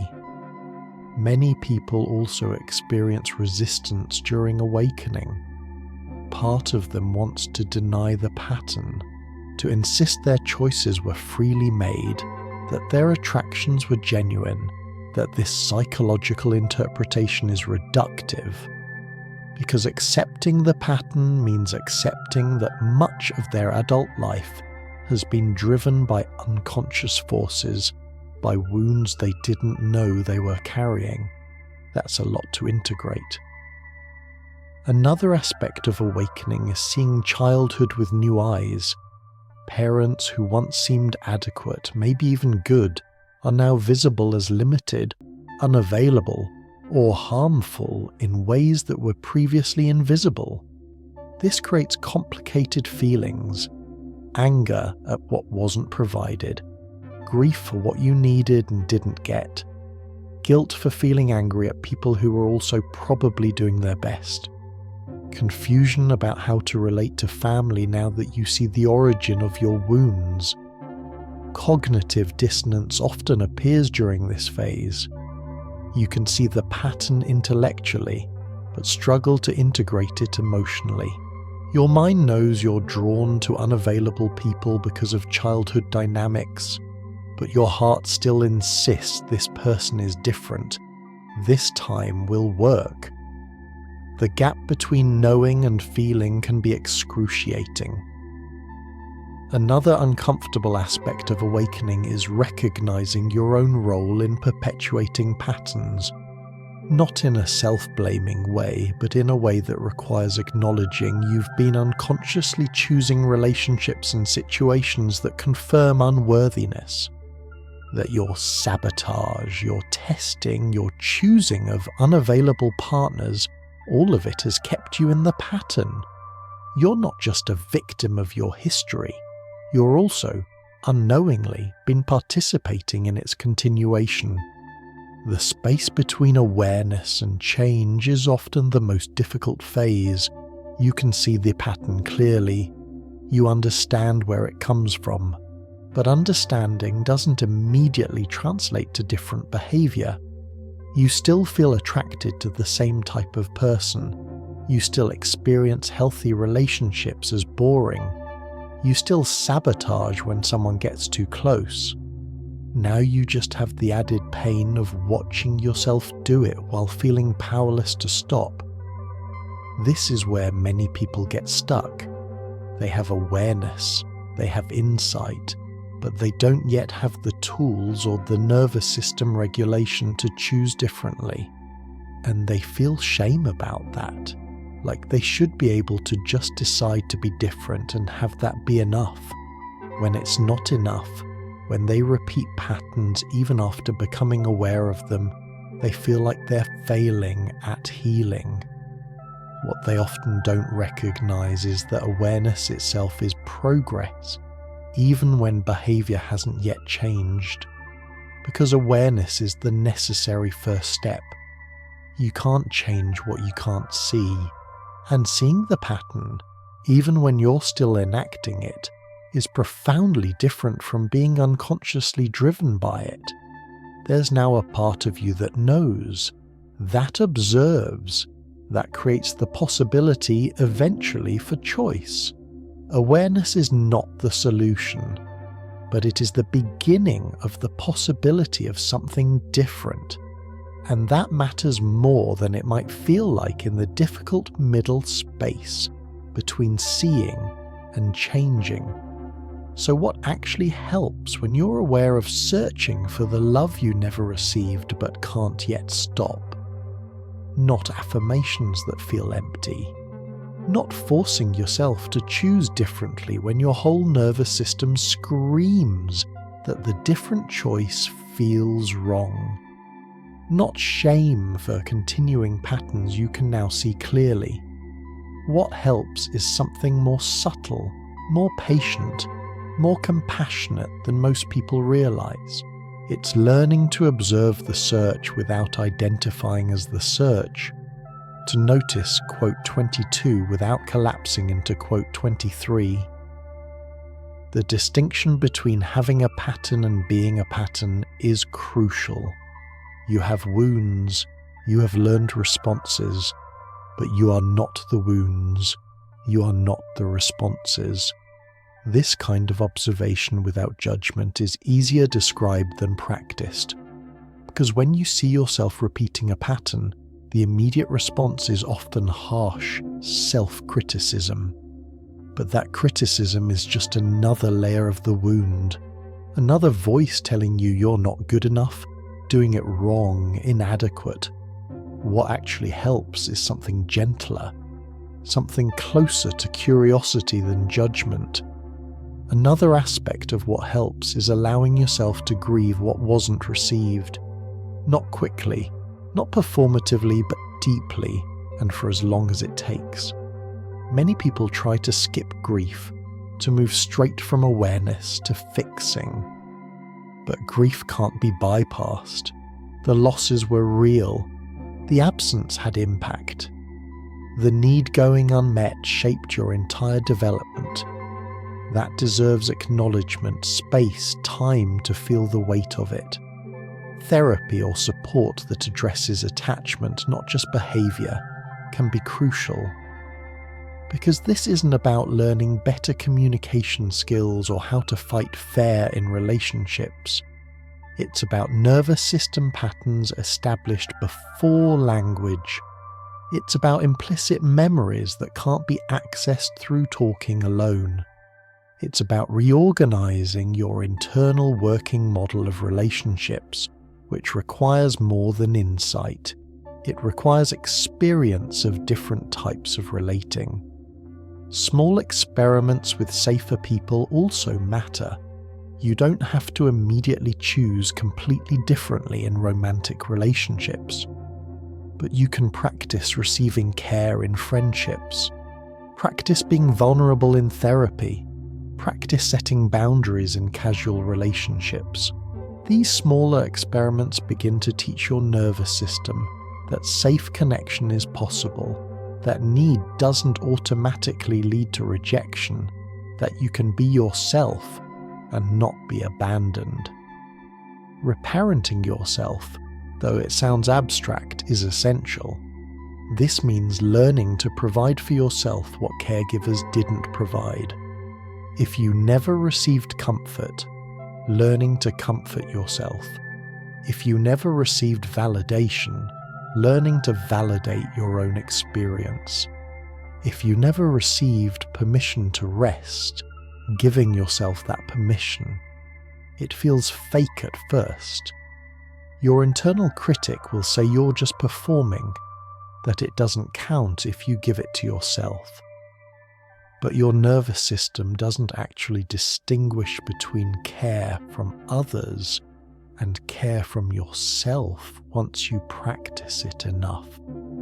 Another crucial piece is building internal security rather than constantly seeking external validation. This doesn't mean not needing people. Humans are wired for connection, and need is not weakness. But it means developing a foundation of self-worth that doesn't completely collapse when external validation is absent. It means learning that you can survive disapproval, rejection, disappointment, that these things are painful but not annihilating. Distinguishing between healing and fixing is also important. Fixing implies something is broken and needs to return to an original state. Healing acknowledges that wounds happen, they leave marks, but you can develop a different relationship with them. You're not trying to erase your history, you're trying to carry it differently, to stop being driven by it unconsciously and start responding to it consciously. What helps is also recognizing that this work is slow. There's no quick fix. The wound formed over years of accumulation. Healing won't happen in weeks or months. It might take years, decades even. And even then, it's not complete erasure. It's integration. It's the wound becoming part of your story rather than the story itself. Another element is finding people who can hold space for your process without needing you to be healed already. Friends, therapists, support groups, people who understand that healing isn't linear, that some days you're aware and choosing differently and some days you're back in old patterns. People who can see you struggling without judging you for still struggling. Patience with yourself during setbacks is not optional, it's essential. The instinct when old patterns resurface is self-criticism, despair, feeling like all progress was illusory. But setbacks aren't failure, they're how healing actually works. The nervous system doesn't change permanently through insight alone. It changes through repeated experiences of choosing differently, falling back, choosing differently again. Each time you return to awareness after a setback, you're strengthening new pathways.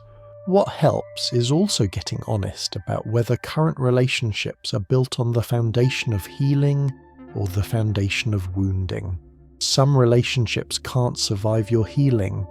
They were built on complementary wounding, on you being the caretaker or the pursuer or the broken one. When you change those dynamics, the relationship no longer works, and staying in relationships that require you to remain in patterns is choosing the familiar over healing. Another aspect is learning that receiving love you didn't get as a child won't feel the way you imagined. When you finally encounter someone capable of giving you what you've been searching for, it often doesn't feel like coming home. It feels foreign, uncomfortable, maybe even wrong. Your nervous system might interpret kindness as weakness, consistency as boring, ease as lack of depth. This dissonance is one of the most painful aspects of healing. You consciously know this person is good for you, they're available, consistent, treating you well, but you feel nothing, or worse, you feel turned off, because healthy love doesn't match your template. Your template was formed by conditional love, emotional distance, inconsistency.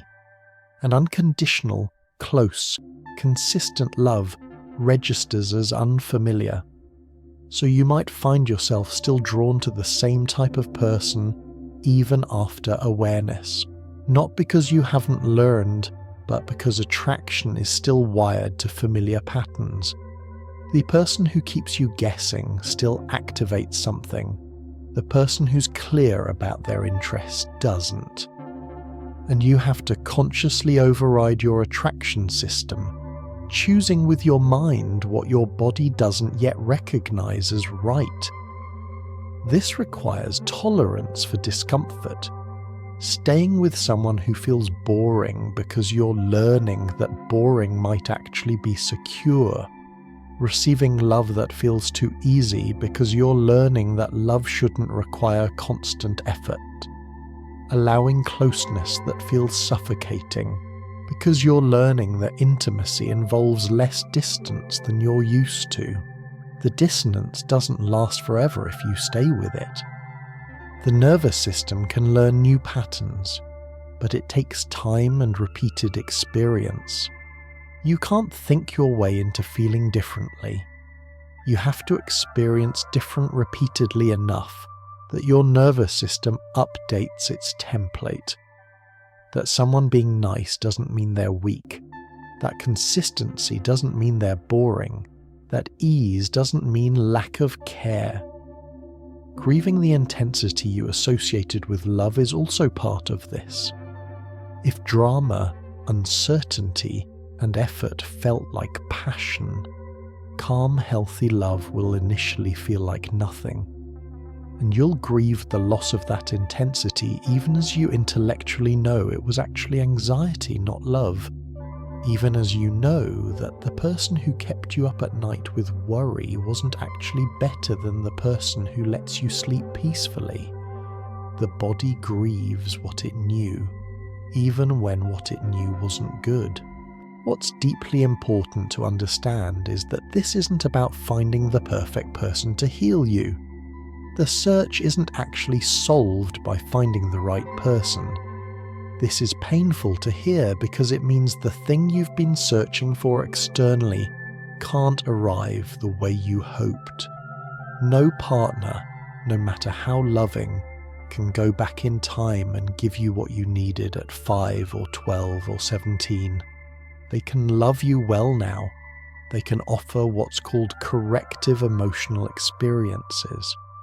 Moments where their response is different from what you expect, different from what you experienced in childhood, where you show vulnerability, and instead of rejection, you receive acceptance, where you express need, and instead of irritation, you receive care. These experiences matter. They can help update your template, but they're not the same as receiving what you needed when you needed it. Relationships can support healing, but they aren't the healing itself. The work is internal even when the wound was relational. An adult receiving love is different from a child receiving love in terms of developmental impact. The child's brain is forming. The adult's brain is already formed. Adult love can nourish, can soothe, can provide positive experiences, but it can't undo developmental damage the way early secure attachment could have prevented it in the first place. This means letting go of the fantasy of perfect rescue. The fantasy that if you just find the right person, if they love you exactly right, the wound will close and you'll finally feel whole. That fantasy keeps you searching externally for what can only be built internally, keeps you in relationships where you're trying to get needs met that can only be met through your own work. What partners can do is provide a safe enough relationship for you to do your healing work. They can be steady while you process grief. They can maintain boundaries that help you learn about secure relating. They can love you without requiring you to be healed first, but they can't heal you. Only you can do that work. Another truth is that self-reparenting, not partner-reparenting, is the path. You have to learn to give yourself what was missing, to speak to yourself the way you needed to be spoken to care for yourself the way you needed to be cared for. This doesn't mean you don't need others. It means you develop enough internal resource that you're not desperately dependent on others to provide everything your childhood lacked. Building capacity to hold love, not just receive it, is crucial. Many people searching for unlived love are so focused on getting love that they don't develop capacity to actually hold it when it comes. Their internal container has holes. Love pours in and leaks out. They need constant refilling because they can't retain what they receive. Building capacity means doing the internal work that allows love to land, to integrate, to actually nourish, rather than just temporarily satisfy. Accepting that some grief will always remain is also part of maturity and healing. You can heal and still carry sadness about what you missed. You can build good relationships and still feel the absence of what early relationships didn't provide. The grief becomes quieter, less consuming, but it doesn't completely disappear. And that's okay. It's part of your story, part of what shaped you. It doesn't have to be erased to stop controlling your life. What becomes possible when you stop outsourcing your wholeness is paradoxical. When you stop searching desperately for someone to complete you, you become more capable of receiving love when it arrives.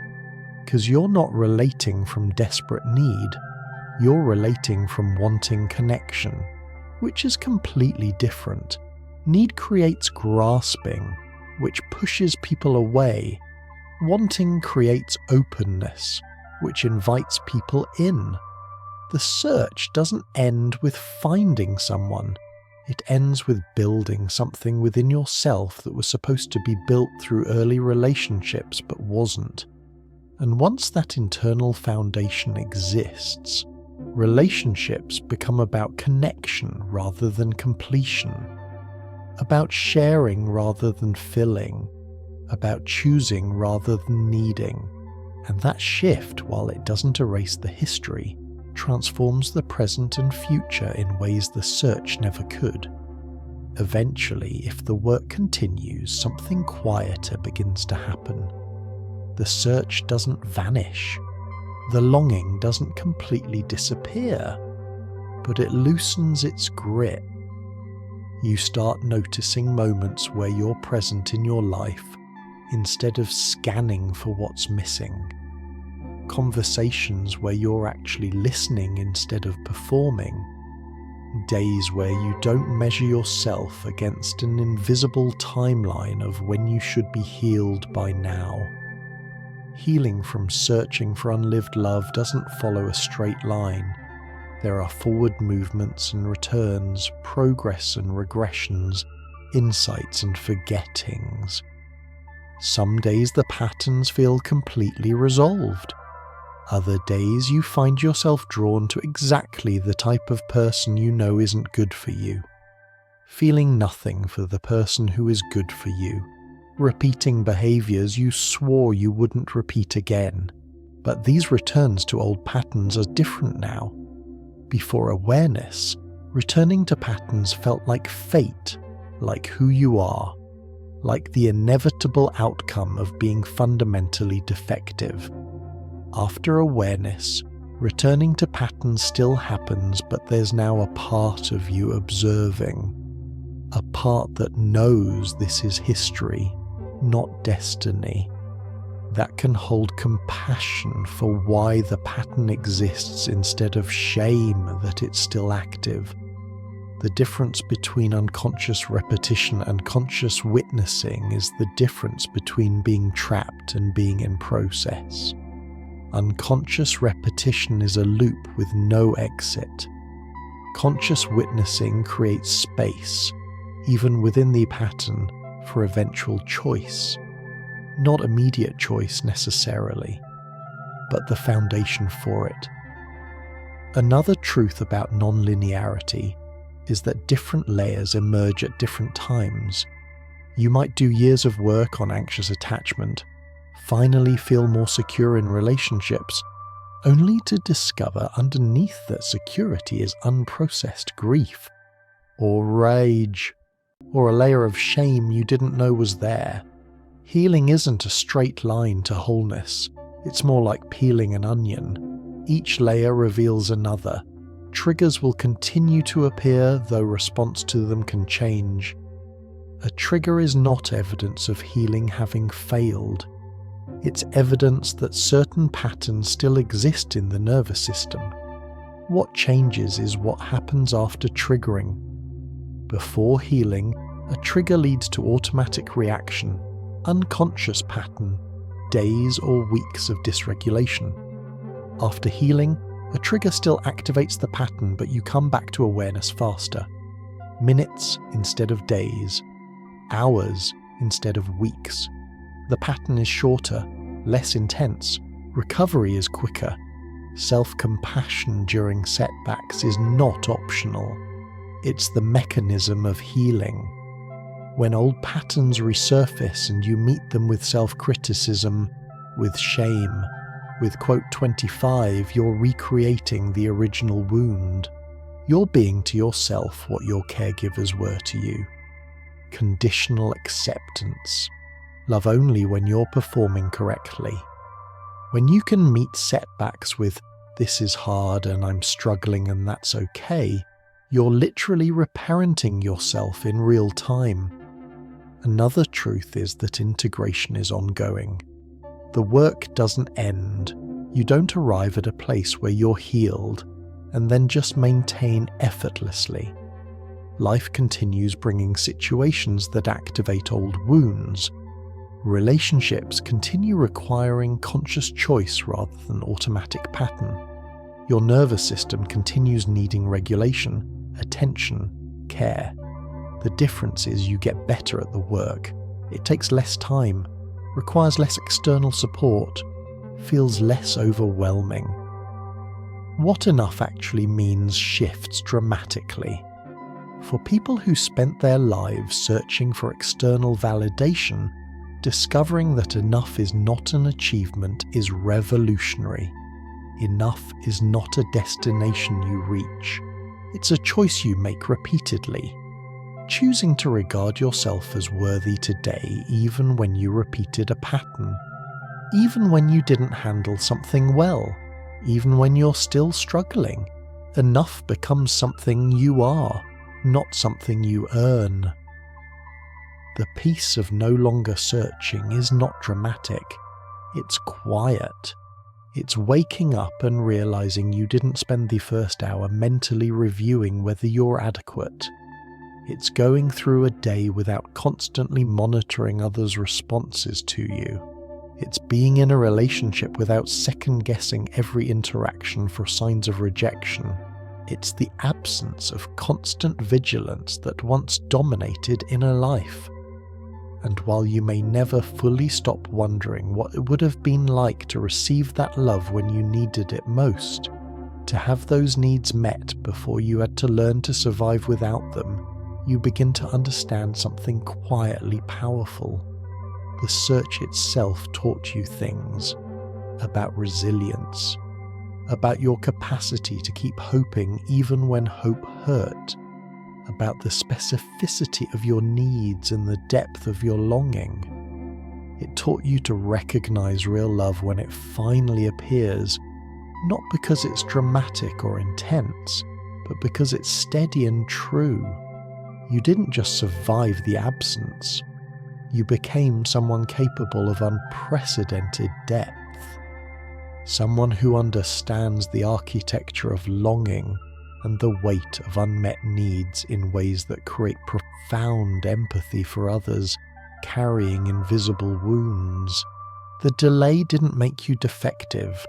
It made you someone who can see pain others miss, who can hold space for struggle others judge, who understands that people's worst behaviours often come from their deepest wounds. These aren't skills taught in secure childhoods.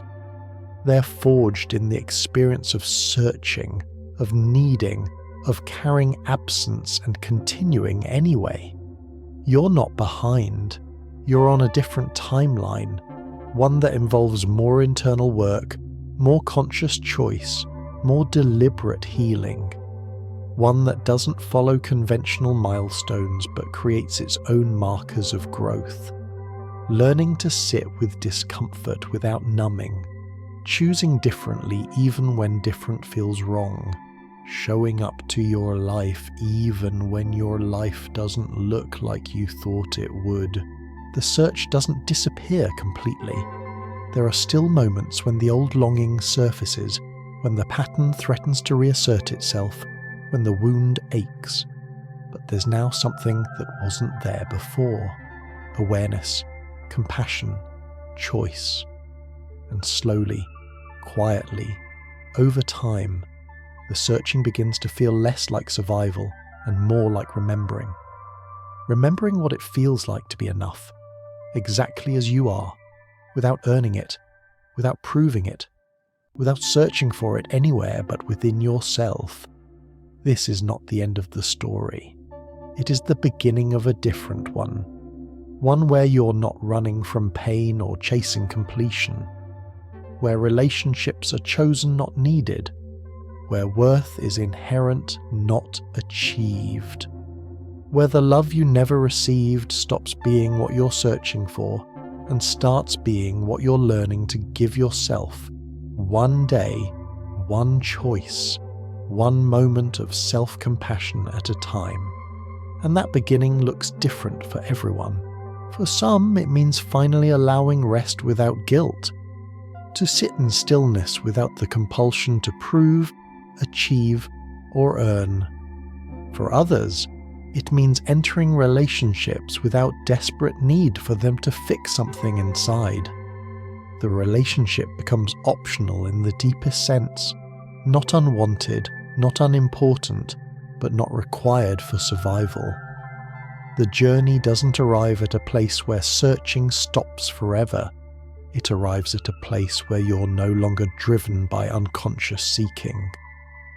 Where patterns still arise but don't control. Where wounds still exist but don't define. Where the love you never received becomes less about what's missing and more about what you're learning to provide for yourself in ways no one else ever could. The search for the love you never received doesn't end with finding it. It ends with understanding that what you were really searching for was permission. Permission to exist as you are. Permission to need without shame. Permission to feel without judgment. Permission to be imperfect and still worthy of love. And that permission was never anyone else's to give or withhold. It was always yours. You just had to search long enough, struggle hard enough, hurt deeply enough to finally discover that the thing you needed most was the thing you alone could provide. Not because others don't matter, not because connection isn't essential, but because the foundation has to be internal before external love can build anything lasting on top of it. And slowly, so slowly you might not notice it happening, you begin to live differently, not perfectly, not without pain or struggle, but with more presence, more authenticity, more capacity to both give and receive love, more trust in your own worth. The searching doesn't disappear completely. Old patterns don't vanish entirely, but their grip loosens, their urgency fades, and in the space that opens, something new becomes possible. Not the love you were searching for exactly, but something more real, more sustainable, more honest. You begin to understand that the love you needed wasn't just from others. It was the permission to exist as yourself, fully, without performing or proving or earning your place. And that permission, it turns out, was always yours to give. This doesn't mean you no longer need others. Humans are wired for connection. Isolation is not the goal. But the quality of need changes, from desperate to genuine, from compulsive to chosen, from I need you to complete me to I choose to share my completeness with you. And perhaps most importantly, you learn that arriving isn't the point. There is no final destination where all the searching ends and everything feels permanently resolved. Life continues to bring challenges. Relationships continue to require work. Your own patterns continue to need attention. But the quality of the journey changes. You're no longer running from something or desperately seeking something. You're walking alongside yourself with compassion, showing up to your life with increasing presence, learning as you go, forgiving yourself when you stumble, celebrating the small victories that accumulate into something that feels, finally, like